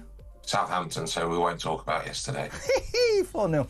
Thanks, Jack Rosser. Sun reporter, you're a legend. Thank you very much indeed. All of that in the back of the amazing Sun today. We're heading to 9 o'clock. Julia here in an hour. Trevor Kavanagh, Matthew Torbett. To right, to left, go head to head on the way on the Jeremy Kyle Breakfast Show. 0344 419 1000.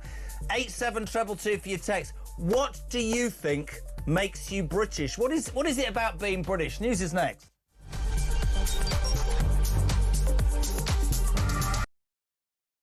Across the UK, on DAB+, on YouTube, on your mobile, and on your side.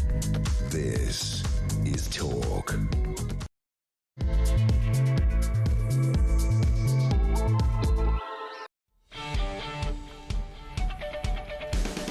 A very good morning. We continue. Just gone 9 o'clock. Julia here from 10, Ian Collins from 1 and Peter Carbell on Drive. That is your Talk lineup for Monday, the 5th of January 2026. The brand new Jeremy Kyle Breakfast Show, the home of the alarm clock Brits of common sense. Have you say, so much going on today. You're waking up to the news that Keir Starmer has confidently told Laura Kunsberg on the BBC, because he won't come on here, that he will be here in 12 months' time. That bearing in mind that we're humiliated on the world stage. Donald Trump doesn't give a toss about Sir Keir Starmer. Most of the left wing of his party wanted to condemn what happened in Venezuela and want him out, if not before May, after May. It's all going on. But perhaps the most annoying thing yesterday that he did in that interview was to tell us that being British is about diverse... Just play this, will you, before I headbutt the wall?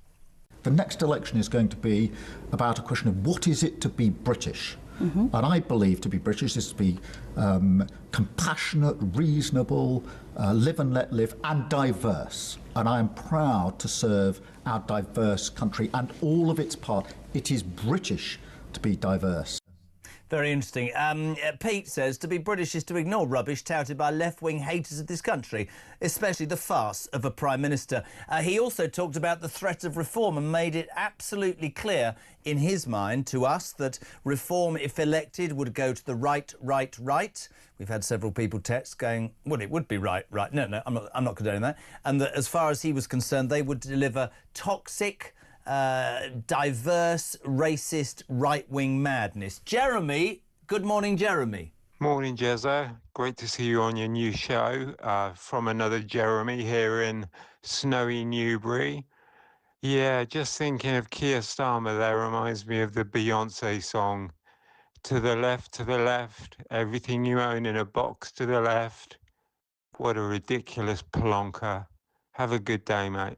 There's an overriding belief that a lot of the people leaving voice notes this morning sound really hacked off. Is it because it's back to work Monday? I've no idea. But thank you, Jeremy, from snowy Newbury. The only place it's not stony is my house, and my kids are nuts. Paul in Fife. Hey, don't know why I did that.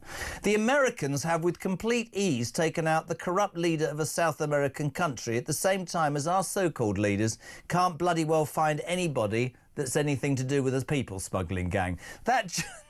Yes, that just about sums it up. Natasha says, Happy New Year, Jez. Massive shout out to your caller Lillian from Birmingham. What a star, summing up how horrible Starmer is, who doesn't care one jot about the British people, just using us to pay for his socialist ideology. We might play that call again before the end, because Lillian, Richard says, yes, Lillian, can I adopt a granny? Love her. It's slightly worrying. Jez, the only thing, Julia says, that's toxic is Starmer. He's deluded. Get him out now. The country can't take another 3 years of this idiot. Well, let's talk about this. Let's do what I'm now calling our head-to-head on a Monday. No reason for that. It's just it's just the way it is. We say a very good morning to the former political editor of The Sun. He'll be on one side of the screen if it all works. Good morning, Trevor Kavanagh. Happy New Year to you. Good morning, Jeremy, and the same to you. On the right, Trevor Kavanagh, very clever. And on the left, a man who shows his dedication. He's the only lefty allowed on this station. He should have been in the studio, but because he voted for a party that's destroyed the transport system, the tubes are all buggered, so he's outside somewhere on a phone. Good morning, Matthew Torbett. Good morning for that, Jez. Appreciate it. Where are you, pal? Where is he? There he is. I was halfway here. I'm now in Waterloo Station in a coffee shop trying not to annoy everybody around me. All right, well, listen, we appreciate very much the commitment. Gentlemen, let's start with that Keir Starmer interviewed Trevor yesterday, Laura Kunsberg. He said that after his New Year message, it is harder than it should be, but things are going to improve. I will be here in 12 months. Many people this morning, which will make you both laugh, saying that if Trump can go into Venezuela and remove a despot in 3 hours, could we not ask the American Special Forces, in the covert way that they do things in the dead of night, to go into Downing Street and take Keir Starmer off to Guantanamo Bay? Trevor Kavanagh? Lovely idea. I mean, look, it can't really get any worse, and yet Keir Starmer's saying it's all going to get much better. It's hard to understand quite where he gets the evidence for this, because the economy, while there are signs of life in the economy, admittedly, but nothing to do with this government and its policies. It's all down to any private enterprise that is beginning to show some glimmer of hope. So nothing to do with his tax policies, his national insurance policies, his workers' rights on day one, all the things that are damaging jobs and employment prospects for the young unemployed or people who are leaving school today. So he says that any attempt to change leaders now would not be in the national interest. It's arguable that the whole Labour government is not in the national interest. Interesting. Now, let's bear in mind, before we bring Matt in, that Matt Corbett, on the night that Keir Starmer won the last election, he said on national television, that's as good as it gets. I look at him, Matthew, now, and I see fear and confusion in his eyes. He is a dead man walking, isn't he? He is, but unfortunately, I could see how he could see out 2026 and possibly even his full term. The thought depresses me, but I don't think it'd be because of any sort of policy. I don't think it'd be any sort of idea that the economy may turn around. I think it'd be out of sheer incompetence of other people in the Labour Party, or people lacking the courage, organisation, or the conkers, to put it bluntly, to take him on and say, no, we have to have a change, which is why he's leaning into the idea of more progressive policies, cozying up to the single market. This is bad, it would let Farage in, or even what about the markets? If that isn't somebody without much of a plan or a policy platform, then I don't know what is. It's quite interesting as well, both of you, that having, whether he's given this some thought, but this seems to be a sort of general synopsis of this morning, that people are saying, Trev, that he's worked out that the right is sewn up, and that the only way that he can perhaps gain a bit of ground is to start hoovering up the many left-wing votes that he's lost, if you look at the opinion polls, to the Greens and to the Liberal Democrats. And that would be why he's suddenly coming out with, I want to get closer to Brexit, and I want to do this and I want to do that. The irony of that, of course, is what happened in Venezuela, because all those left-wing socialists are jumping up and down going, why are you not condemning what Donald Trump did? He's stuck between the devil and the deep blue, isn't he, Trev? Well, absolutely. I think that he can see what he needs to do. He doesn't really personally want to do it, and he knows that if he does, I mean, move to the right and do things about the national debt and the splurge in welfare spending and so on, I think that he would lose his majority in the party, he'd lose his seat if he did the right thing. And so he's imprisoned by his own policy and by his own party. Can you help me out, Matt? As I've said, you're one of the few lefties I respect. So Even Farage said that what Trump did could be construed as breaking international law. But if I just put that to one side, because we've had breaking news this morning, he's warned Colombia, he wants Greenland, and I jokingly said, why doesn't he come here and get Starmer? He faces a revolt by Labour Majorist apologists. Party's tearing itself apart as left-wing MPs, Diane Abbott, Majura, all that. And I found myself, for the first time in my political history of interest, agreeing with Diane Abbott yesterday, who said, how does a Prime Minister who's based his entire professional career on being a human rights law and what's right and what's wrong, not be able to stand up and condemn? Is this not a prime example of a man who tries to be all things to all people and falls flat on his backside as a result? Yes, pretty bluntly. I think I had this discussion yesterday. People were talking about how he really didn't want us to leave the European Union. Interesting thing that people forget about Keir Starmer is he came to that idea of a second referendum and appearing on stage with groups like that right at the last moment because it was politically opportune for him to do so. You had others like John McDonnell out well before him, Emily Thornberry doing the same. It worked for him to do it then because it was a useful pitch to the leadership. anything he says now is because he's fighting for his political survival. So his real beliefs, we don't know. I don't know if we will ever know. Really, if you believe in international rules-based order and international law, you would have concerns, at the very least, about events that happened over the weekend in Venezuela. Can I ask you, though, and this isn't a dig, and I'll come to you in a sec, Trev, all the people that what I call the proper socialists, you know, Bergen and all Berg, whatever his name is, Richard Bergen and Obdana, and Corbyn, why were they so supportive of a regime that was Chavez, which is now Maduro, when these were dictatorial despots who caused millions of their own people to flee because of persecution? I can never understand that.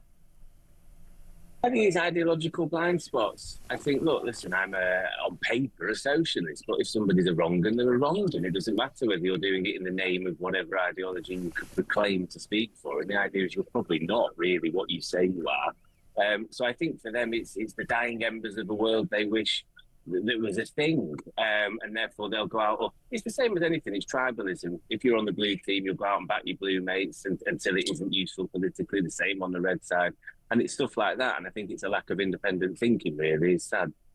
Trev, where do you stand on the whole Venezuela thing? I mean, I thought Poppy Coburn, it made me laugh. I thought Poppy Coburn at 6:15 this morning nailed it when she said, even with the things that I disagree with over Trump, I find myself sometimes just smiling because at least he does what he says he's going to do. What do you think? Has he broken international law? Is this a precursor for what's to come? Well, I think technically, yes, he has broken international law. He's simply gone in and removed a leader. But that leader was illegitimate in any case. And Venezuela, along with Nicaragua and the other states in that area, Cuba and so on, are threats to the American state in various ways, either through drugs and so on, or helping the adversaries of the United States, China and Russia, especially the Venezuelan oil fields, are the biggest in the world, and they are being used by Russia and China. So these are bigger issues than simply the removal of a man who was, in fact, an illegal president. He simply grabbed the post and used the military to keep everybody who opposed it under threat. So, I suppose what I'm saying is and I'm sort of, I actually genuinely hand on heart, I'm on the fence about it, and I'm being honest about that. We all agree he's broken international law. It's the United States of America. You'd sort of prefer him to come out and say, it's about the oil, it's about Russia, it's about China. It's not about some horrible little despot who probably shouldn't be there. And, you know, I'm going to come up with some charge, whether it's viable or not, I'm going to do that. Because it begs the question, both of you, does it not? However many other countries are there with dictatorial despots, does that mean he's going to go and get them all? Or is this just convenient for the Americans right now? Well, I don't think that there's any doubt, and I think he's actually said that oil is the essence of the reason why he's gone in. Okay, there are lots of other issues like democracy and so on, and the brutalization of the Venezuelan people, but oil is right at the top of the agenda there, and I don't think he's made any secret of that. Matt? No, I don't think democracy plays a part in this. I think if so, he would be saying things you would expect him to say, which is, maybe we should be installing the person that we thought won the last election, not Nicolas Maduro fixing it for himself.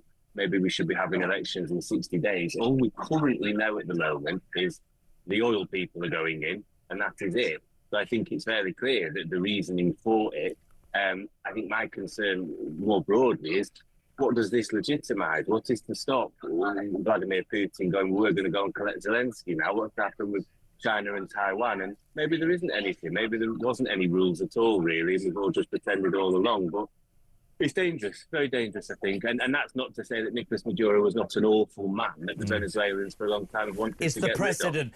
For me, it's not just the precedent it sets, guys, but it's also what happens afterwards. It's all well and good, but let's think about the mess that's been left behind when this has happened before and what happens.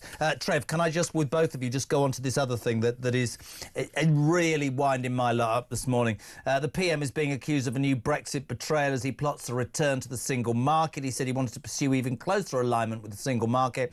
In a signal, he's planning yet another manifesto breach. We've heard repeatedly, we won't raise council tax. Yes, you have. You'll have cheaper energy bills. No, they've gone up. I will not do this. I mean, there are many on the right who fear that it's always been their mantra to get us back, and they'll say Brexit didn't work, and then the people on the right will say, because you didn't let it work. But this is a man who, again, it seems, is about to do the dirty via his manifesto, Trevor Kavanagh. How can anybody believe a word he says? Well, that's a given. Nobody can believe a word that he says, or as long as he says it, how long does it last? But look, this has always been on the cards. Keir Starmer has made it clear, even when he was Brexit minister, that what he wants is to re-enter the European Union.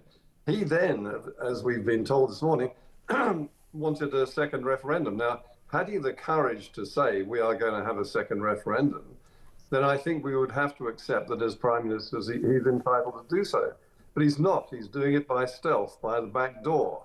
And I think that, as he has actually admitted himself, Britain and the British taxpayers will pay dearly for the process of actually getting any access to the single market or the customs union or any other policy that we benefit from at their expense. They will make us pay.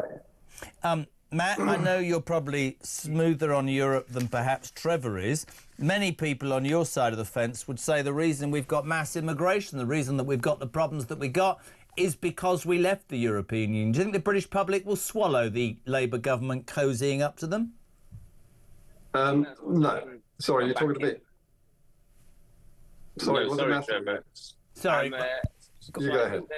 Their hope is that if you look at most current polling, people seem to say they either regret voting Brexit or that they think it's gone badly. He's going to try and tie that to Nigel Farage. If Keir Starmer survives, I have no doubt that entering the single market or something similar will be in the next general election manifesto, and that will be the dividing line. Will it work? I don't know. People are fed up. And I think the problem is, listen, I was a reluctant Remainer. I saw bad on all sides, and both arguments were pretty poor, I thought, during the referendum. But we had an election, we had a referendum result, and you have to respect that. And now, if you cancel your gym membership and decide you want to go back in piecemeal by piecemeal, they'll make you pay, and that's what the EU will make us do. It's going to cost us billions to go back into a customs union. We'll have to undo the trade deals which we've been championing all this time and saying, you know, we're now making loads of money off the back of it, and aren't we great? So I'm not sure. I'd say it's a bit of a gamble, but they're going to try and make Farage the bogeyman of why everything is so bad at the moment. I'm not sure whether it would work or not, to be honest with you. Sorry, Trevor. No, completely, Matt. Get it. What were you saying, Trevor? Sorry. Well, I was just agreeing with Matt there that this is basically something that really must be tested. A referendum simply cannot be overturned by a future government. I mean, that was a decision made by the British people. And if he really believes that we should be back in and pay the price that we will have to pay, and we'll have to go in with much more inferior terms than we had when we were actual members, I think that needs to be put to and debated with the British people. He cannot do it by stealth and expect to get credit for it. Finally, and Matt, bless you for sitting in the coffee shop. Can I just ask you this? So in that speech, and I said it to you at the beginning about being British, so I'm going to put you both on the spot. Starmer said that being British is about diversity, being British is about being reasonable. If we vote for reform, it'll be blah, blah, blah, blah, blah. So forget reform a minute and forget Labour. Let's talk about Matthew Torbit. What does being British mean to you? Oh, I'm a bit old school. I'd never win the election because I'd say it's wheelchairs outside Wetherspoons. It's England fans abroad. It's, you know, it's about people getting together and having a bit of a laugh. I wouldn't use the words diverse, but I see it a bit differently. I think most people would see diverse as talking about skin colour or immigration or whatever. You've heard me before. I see diverse as class, and I think people on different echelons of the class system not putting one another down. That's the way I see diverse. But I think British is the England football team and stuff like that. That's my sort of lazy rhetoric on it. I love it. Trevor, what does being British mean to you? Well, I know what diversity means to me. It means divisiveness. It doesn't mean harmony. I think it means that we are being colonised in certain towns and cities in ways which we will find irreversible. It isn't lovely to see sort of prospect as we go down the route of the Islamification of the Britain and Europe. this is not harmony at all.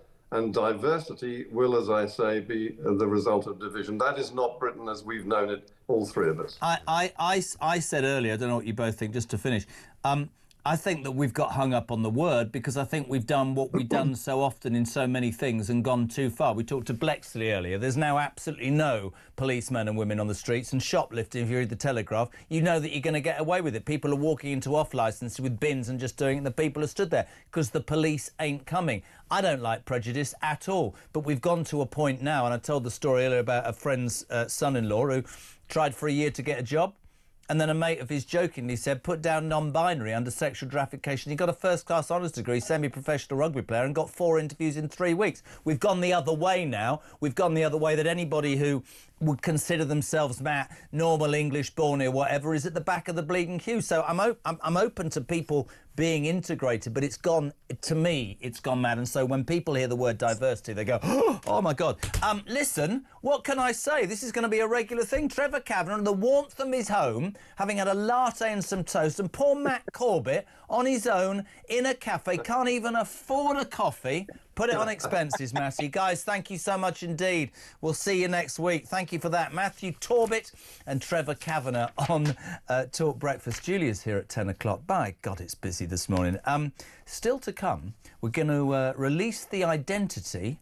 I'm not going to call her my co-host. I'm going to say that she's going to be on this programme a lot in the next few months, and we're going to send her out as an intrepid reporter on the Jeremy Kyle Breakfast Show. And at that moment, you've put up a picture of Julia Hartley-Brewer. It's not Julia Hartley-Brewer. She's got her own programme. She'll be here at 10 o'clock. I will be... it's gone now. I will be releasing the identity of the person who's going to become the Challenge Annika-esque person on the Jeremy Kyle Breakfast Show. Back in 3.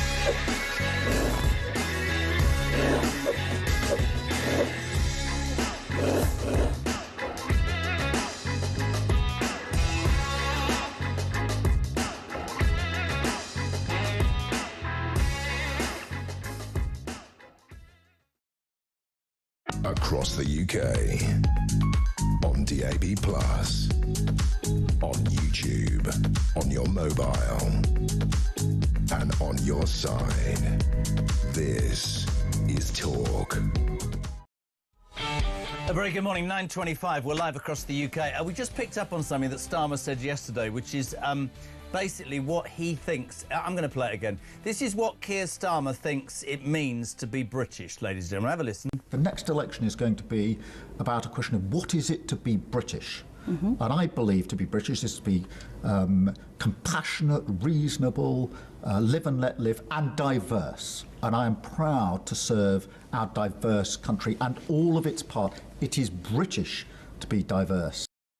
Jim in Warwick says, Sir Keir Starmer tells us that diversity is at the core of Britishness. The only diversity he wants is the diversity of hordes of illegals who one way or another get to stay here and get a vote. Paul in Liverpool says, Jeremy, to be British is everything we were pre-2000. Not being British is everything we have become, i.e. diversity and the multicultural, which is the biggest failure in British political history. James says, when Starmer keeps calling groups like Reform UK far right, the term loses its meaning.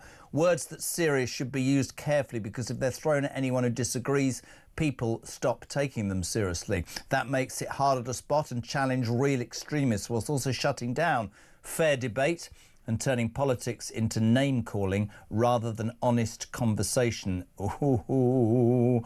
Joanna from Salisbury. Hi, Jezza. To be British, no heating, struggling to meet the bills as a pensioner that's paid in all her life with 49 years pension credits. If you're ex-military on the street, being taxed and drained of your savings to pay for the illegals arriving, being put first to sit in the warm, complain about the food and work tax-free in our black economy. That is how many of you see what's going... Oh, Ted, being British is easy. Just love your country, love freedom and don't abuse your freedom to limit others. Damon says what it means to be British today is to lay down and be walked all over, being controlled by our government and constantly being told how bad it is to actually be British in the first place. Fighting across Britain. Tom, I will tell you where it all went wrong. A word called discipline. Started with home, then to schools. Discipline is now non-existent. Feral youths will now do what they like and get away with it. There's so much to do. Have I got... if you were watching earlier, we were talking to Peter Blexley about how there just seems to be violence across the country. There were scenes at McDonald's in Waterloo, and up north there was a massive punch-up at Winter Wonderland as well. No police to be seen at all. Peter, what's your take on it all? I'm disgusted. Winter Wonderland. If they can't stop a bunch of thugs having a punch-up, right, with security, how the hell is a place like that going to stop a terrorist act? It's absolutely ridiculous. The country is now out of control. So much happiness. Here we are with the Jeremy Kyle Breakfast Show on Talk, the home of free speech, common sense, but the home of the alarm clock Brit. We say a very, very good morning to, well, a lady with a big smile on her face, Isabel Oakeshott, newly engaged to Richard Tice. How are you? Thank you. I'm very well, thank you. Yes, it was a lovely start to the new year. I did what you told me to do at 7 o'clock. Did you hear? No, what did you do? He said new to... telling you to do anything. No, this is what he did. He didn't say... He said, it's a new year. He didn't go new fiancé. He put new tie, something else, and then he went new fiancé. And I said, congratulations. And he said, oh, thank you very much, Steve. And I went, but don't think you're getting away with it, Tice, because don't think that she's going to think this is real until you've put a massive diamond ring on her finger. And what did he say? He went, oh, what did he say? He said, there's time for that. Patience, patience. And I know what your thing is. You're going to marry her without having to buy an engagement ring. Well, if you do that, she's walking away from you. I love it. Absolutely love it. I think you're hired, Jeremy. You'll keep him straight. It's true, though, isn't it? He needs to buy your ring. Congratulations, though, mate. Well, I'd say well-deserved. Lovely. Happy for you both. And don't forget, very happy to do the disco in the evening at the Do. Isabel... no one says disco anymore. I mean, I tried this word on my kids and they were like, what's that? I know. That just ages you. Mate, honestly, that is so brilliant what you've just said. I looked like a right tit there, didn't I? You're absolutely spot on. Who says disco? Nobody. All right, why are you all laughing through the glass? Go and sign on. Right, Isabel Oakeshott, I'm going to play you a clip. We've heard lots about Starmer, about what it is to be British. But yesterday, in his interview with Laura Kunsberg, he took aim at your party, Reform, and what he saw as the threat of your party and what it would lead to in this country. Have a listen.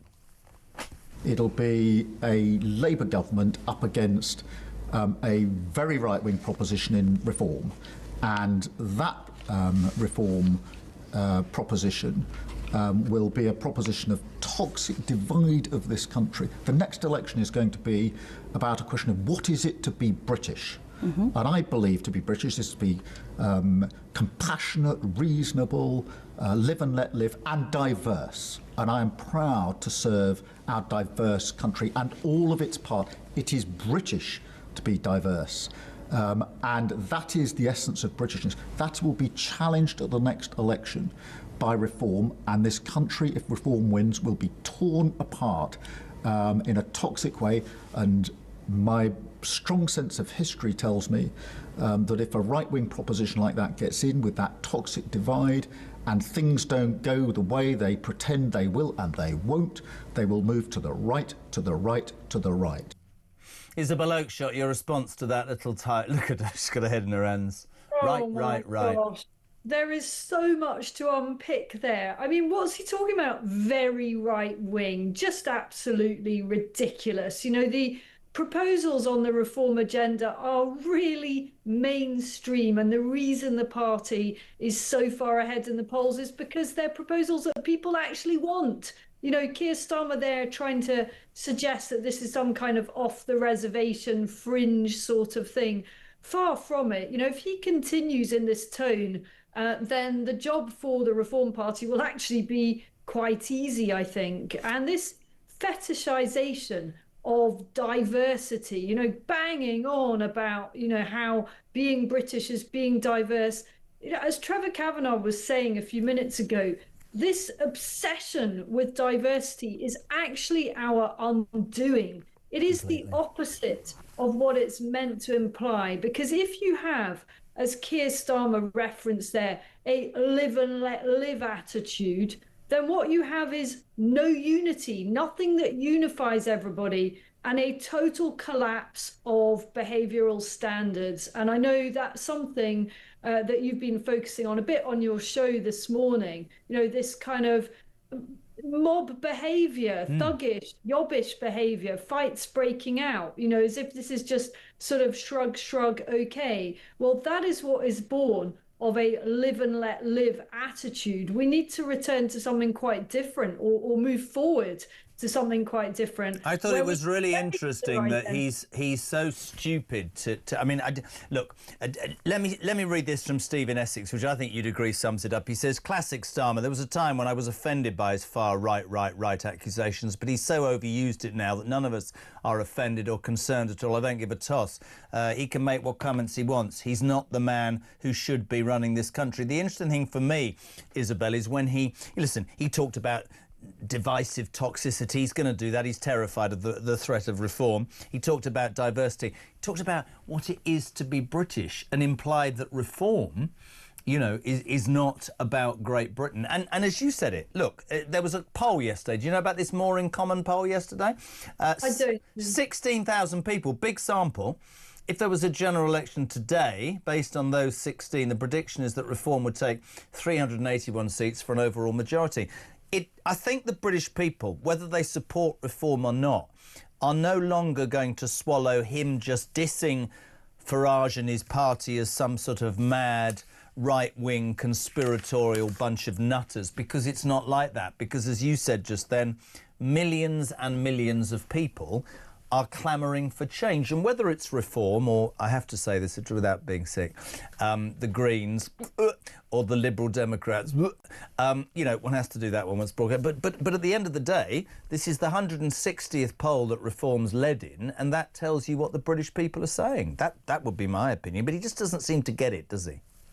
Doesn't get it at all. It's actually quite comical. I mean, he is just so feeble in his rhetoric. And I think this championing of diversity is going to be a great recruiting sergeant for other parties, because most people don't think, oh, what is it to be British? Their answer isn't diverse. You know, I was actually wondering about this. What do I think it is to be British? You know what worries me? I don't actually know anymore what it means to be British. There's no easy answer to that, and that should be very troubling indeed. It's really interesting that you said that. I had this exact conversation over dinner on Saturday night before I even knew of this. We're not allowed to be proud of anything this country's achieved in the past. We have to tear down monuments. Apparently Churchill's a racist. I fight against all of this forever. We can't say well done. We can't be white, middle class and 25 and try and get a job, because it doesn't go like that anymore. You can't open the door for a woman like I did in the lift the other day and got looked at like I was a piece of crap. Honestly, you can't tell a joke for fear of being cancelled. And as somebody who's been cancelled, don't give a toss. But at the end of the day, we are, I think, in a position where we all watch what we say, how we act, and that's not British. We had we had a stiff upper lip, but we liked to laugh. Nobody bloody laughs anymore. Nobody laughs. If you tell a joke in the office, right, everybody's like, oh, God, is somebody going to take that in the wrong way? Oh, sod off. Can't do it myself. I think we should keep going with it. We certainly have a laugh here on this station, don't we? You're very nice. Morning, Jez. I run Affinity Wedding DJs, and I'd be more than happy to DJ Isabel and Richard's wedding reception as long as it's in England, not Dubai. Jason in Lincoln offering you a freebie. There we go. Keep them coming, folks. And, Price will be very pleased. No, I want to do the disco at the honestly, we'll have to. Are you going to be Isabel Tice? No, I'm Isabel Oakeshott and always will be. You know, as a writer and a broadcaster, you go by your own name. Let's talk about Venezuela. Yeah, my name's not Kyle. It's Bear. Let's talk about Venezuela. I talked to Richard earlier. Nigel said over the weekend that it is a break, if you like, of international law. And we're not altogether sure whether it's about narcotics or the bigger issue of oil. Today on the show, we've already heard that, I mean, there were rumours about he's going to Greenland. Today he's warned Colombia.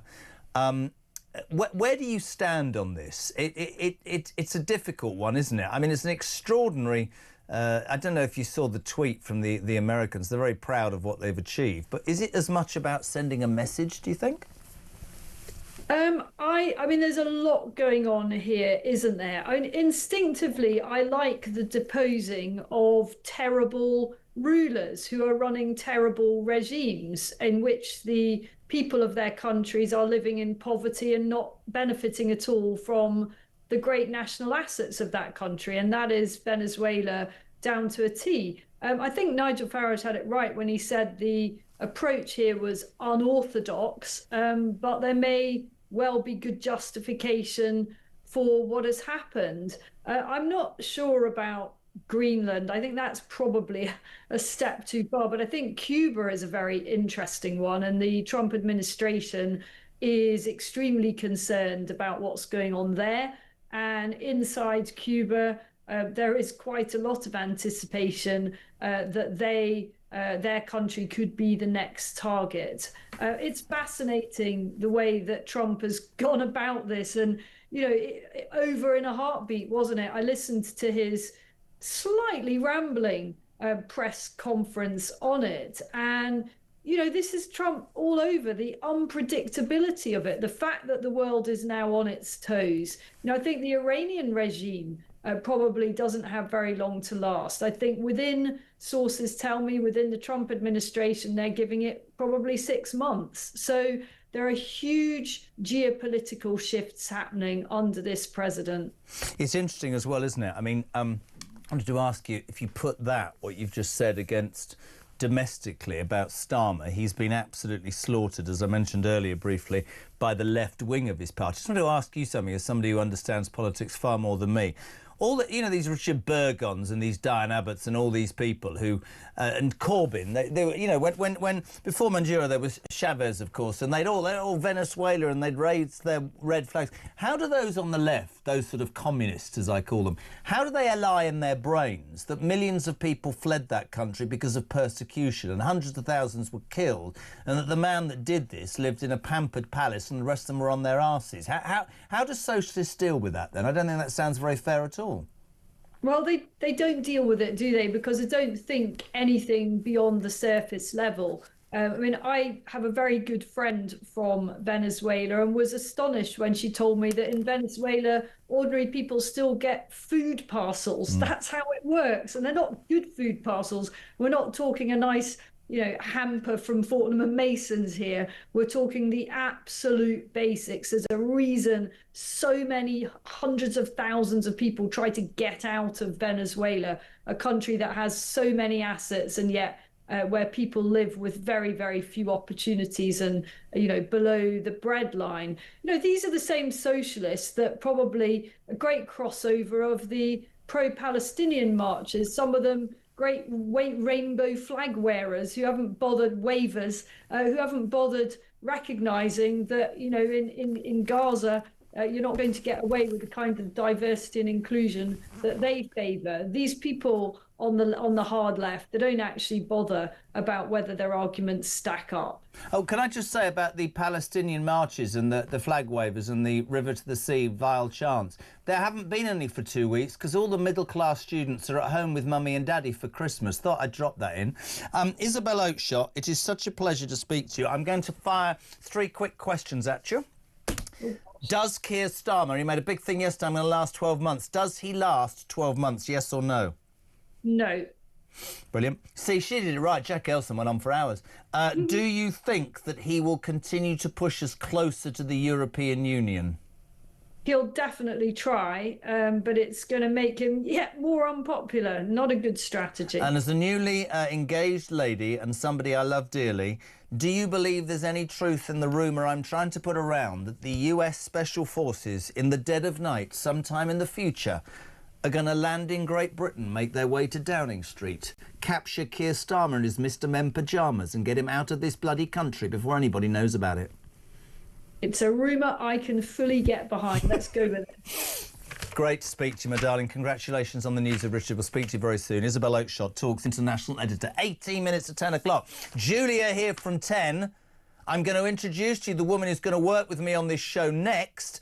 And this time tomorrow, ring Robert Jenrick. Robert Jenrick will be here. Tony now, though. Morning, Jeremy. Being British is queuing at the bus stop or at the bar, knowing when it's your turn to be served.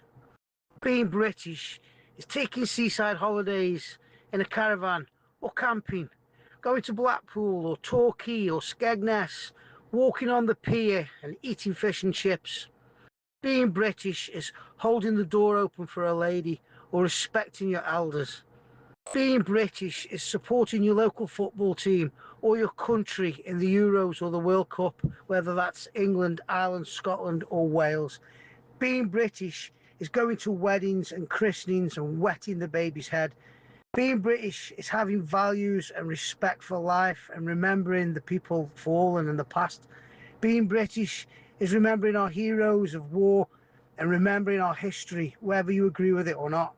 Being British is being kind to animals and our pets and to other human beings, having a royal family and a passion for our flag and our country. Tony from Stoke-on-Trent. Keep up the good work, mate.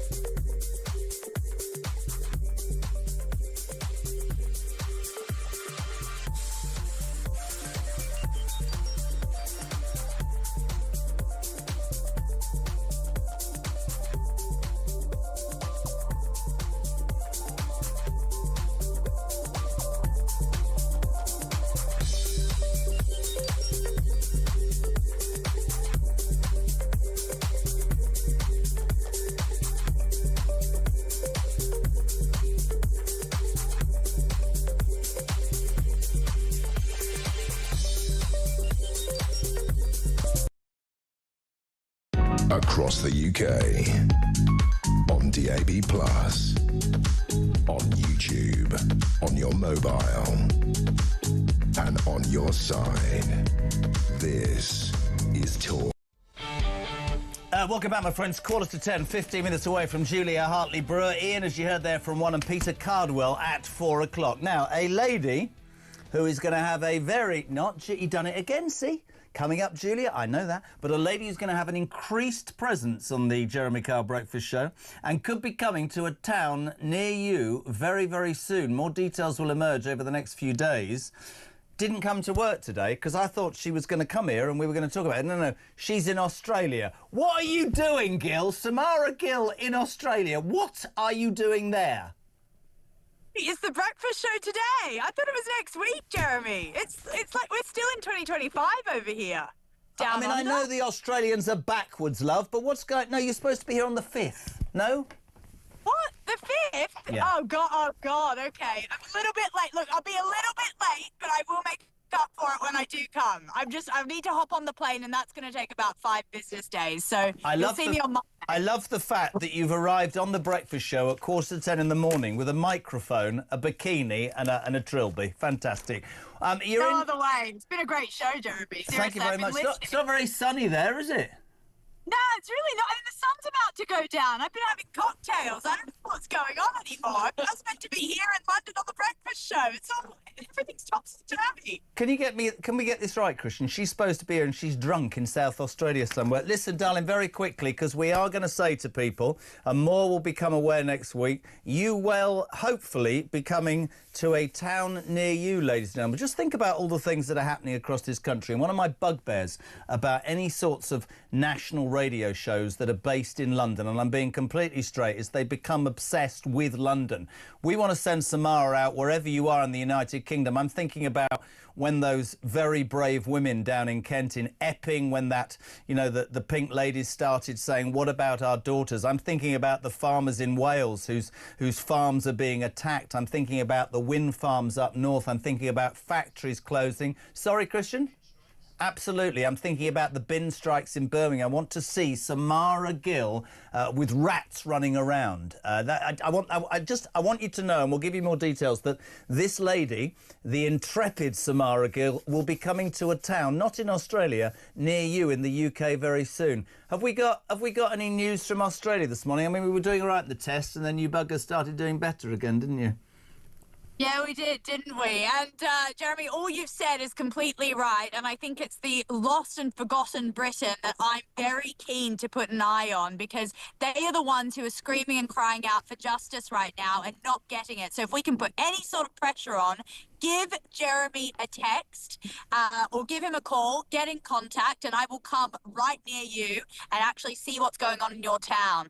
But in terms of Australia, I mean, I'm looking along the coast. We don't have any illegal dinghies coming across, do we, right now? Nope. Oh, wait, that's because we stopped illegal immigration 10 years ago with Operation Sovereign Borders. And look, I've got human rights. I'm wearing a bikini on the beach. There's no ECHR that sort of was taken away. This is all nonsense. So in terms of Test cricket, there was a very nice moment yesterday where Ahmed Al-Ahmed, I'm sure all of the viewers have seen the video of that brave man, the Bondi hero, going and saving many lives by taking that gun off that jihadi terrorist. He actually received a standing ovation along with a lot of the first responders and some of the Jewish people that were at that fateful Hanukkah celebration.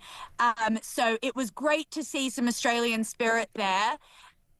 But yeah, Ahmed Al-Ahmed, I mean, he's enjoying a lot of the fruits of his labour, so to speak. Our sister station over here in Australia tried to do an interview with him. He requested a very expensive suite, as you would if you'd gone and done that and just been shot in the arm for it. And he didn't show up. And then they saw him walking out of the bar a couple hours later. So there's a little bit of drama to this hero that we talk so highly of.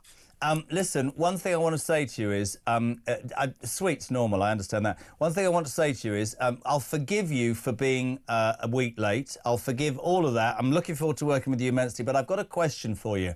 You're still on a beach in Australia where it's probably 30 degrees during the day. You've had a couple of cocktails, you'd have a swim, you can see the test match. In this country, we've got no money, the weather's crap and freezing cold, we've got a government on its backside. What on earth is wrong with you Australians? Why do you bother coming here? I want to come there. Tell you what, I ask myself that question every day. But I think that we've got a terrible, deplorable Labour government here who is calling for a look into anti-Semitism, but not extreme Islamic extremism in this country. So we are just 5 or 10 years behind, to be honest, Jeremy. It's going to be dire. We're comfortable right now because we're living in a very cushy country with lots of resources, but this Labour government over here is going to drive us into the ground. We've got a PM that makes Starmer look, I don't know, it makes him look like a good leader, actually, I would say. My God, he must be awful. Listen, ladies and gentlemen, she's going to be a major part of the breakfast show starting next week. She's a week late. Samara Gill, enjoy the cocktails, enjoy the beach. We'll see you in a few days. Thank you so much indeed. And just to repeat, the idea is for Samara, listen, to have an increased presence, but to come to a town near you or a city near you. What bothers you? Is it knife crime, lack of police, shoplifting, the bins, whatever it is? I'm going to send her with a microphone out to put your case live across the the United Kingdom. Julia here from 10 o'clock, 10 to. Martin, what do you make of Keir Starmer, pal? Morning, Jez. Martin here from Lichfield, and Happy New Year if it's a little bit late. Nice to see you on the news show this morning. Just a few comments on Starmer. So, his statement yesterday on Lura, couldn't watch it because I can't stand the BBC, but he stood there yesterday and claimed that he was right. But what right about what? He's frozen pensioners, frozen grannies, he's punished farmers, he's stalled the economy, he's diluted the workers' rights with so-called workers' rights bill, which is an absolute disaster. I think that was... Anyway, undermined our freedoms, he's crippling us with tax, he's drained confidence from business and families alike. This it's not leadership, this is just complete managed decline. The country's paying the price for his mad Marxist ideology. He's a laughing stock, he's a joke, and if Trump can send the special forces over here, please hurry up. Thank you, have a great day.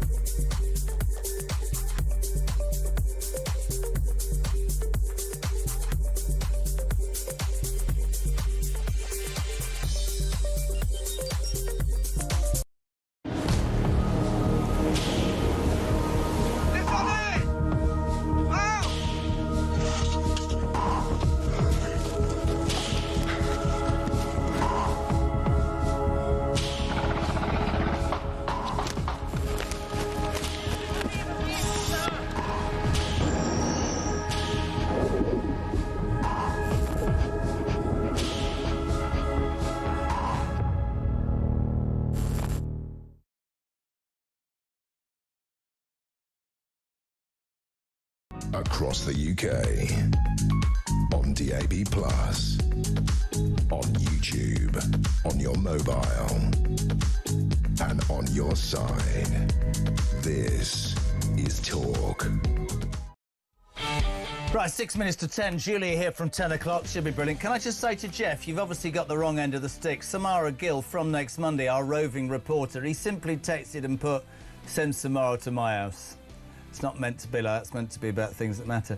Julia, what does it mean to be British? I know what it used to mean to be British. Things like young men willing to sacrifice their lives fighting in world wars to give us freedom. Morning, Jez. Being British to me, says Sarah on the Wirral, means the words of land and hope and glory. How can we extol thee, who are born of thee, to big up my country, not putting down? Linda says, morning, Jez. We all want to be British. They won't let us be British. He then talks about diversity. The British never asked for diversity. We were given it. Linda's in Stalybridge. Mark, being British, this is true, is about having a sense of humour, being able to laugh at ourselves, and power, who, let's be fair, gives us enough material every day. Our sense of fair play and justice. Queuing, being proud of our history. Need I say any more? Barry, why do none of these bloody interviewers ever ask Starmer why does he know that he's the most unpopular Prime Minister in the history of the land? Brilliant. Morning, Jez. Great show as always. To be British is to be skint, to be cold, to be fed up to the back teeth, to give away everything, to be the back of the queue for everything, to hate the Prime Minister Pinocchio. And we have tickets for Peter Blakesley's show on March the 22nd. Where does that come from? Morning, Kim. Hi Jeremy, it's Kim from Somerset here. Happy New Year to you. I'd just like to say that being British to me is always joining the queue and patiently waiting in line, helping your neighbours, being overly considerate of those around you, politeness, picking up the crisp wrappers in the local park, fairness, a love of animals, parents working themselves to the bone so their children can have better, and a good cup of tea. And I have to say, many of these traits are lacking in some of those coming to our country. And I think it's the lack of unifying values between us that's creating tensions and divisions. Thanks, Jeremy. Bye. How lovely. Very posh she was, isn't she? Very posh. Thank you, Kim. Earlier on, people are craving me to play this again ahead of Julia coming in. Lillian, 70 years old from Birmingham. This is what she rang to say about Keir Starmer. I'd like to say this Prime Minister is the most hated, despised, horrible, vile human being we've ever had. And let me tell you now, his priorities are letting terrorists into our country and paying criminals, murdering criminals, compensation and giving these invaders houses. And we've got British people homeless on the streets. And he has no mention of protecting our borders. All he's got to do is put the Navy on the border and that's the end of it. I can't stand this geezer. And let me tell you now, that I hope that Reform do what they say they're going to do. And their first priority is to get rid of this traitor and all his little companions out of government. And do you know what? Deport them and all. Many people thousands will agree with what you're saying. The left would say, you're far right, you're a racist, you're disrespectful, you don't understand how these people suffer so much. What would you say to them, Lillian? I'd say to them, I can't swear on TV, but I would say to them, get stuffed. And I'll tell you something now, I'm a patriot. If you want to call me a racist, call me a racist. I don't care. I love my country and I want to protect my grandchildren's future. And as it stands at the minute, Keir Starmer is not interested in the British people and their grandchildren and their future. And he's got to go. I love her. That was Lillian earlier on. And this, ladies and gentlemen, is the Queen of Westminster, Julia Hartley-Brewer, who just said to me, did you have a nice Christmas? And I went, bloody children. She went, you keep procreating, man. You do keep having children. Mine's 19. I don't have to deal with any of that stuff. How was your Crimbo? Crimbo was wonderful. Went to Thailand, Christmas, New Year. Very, very nice, yep. You know me, I love a rooftop terrace. You do love a rooftop terrace. I do love a cocktail on a rooftop terrace. Did Mr. Hartley-Brewer, as they call him, did he buy you something nice? We don't. Oh, no, you're not one of them. No, to be fair. We don't do gifts. We're not taking it away. I can't be bothered. See, if I was married to you, I'd buy you flowers, I'd buy you everything. Oh, well, I would. Well, there you are then. Ted bought but you're producing would I have to have 6 children with you? There's a thought, eh? Blimey, yes, you would, OK, but more of that later. That ship may have sailed. Maybe you could be the next X-Men.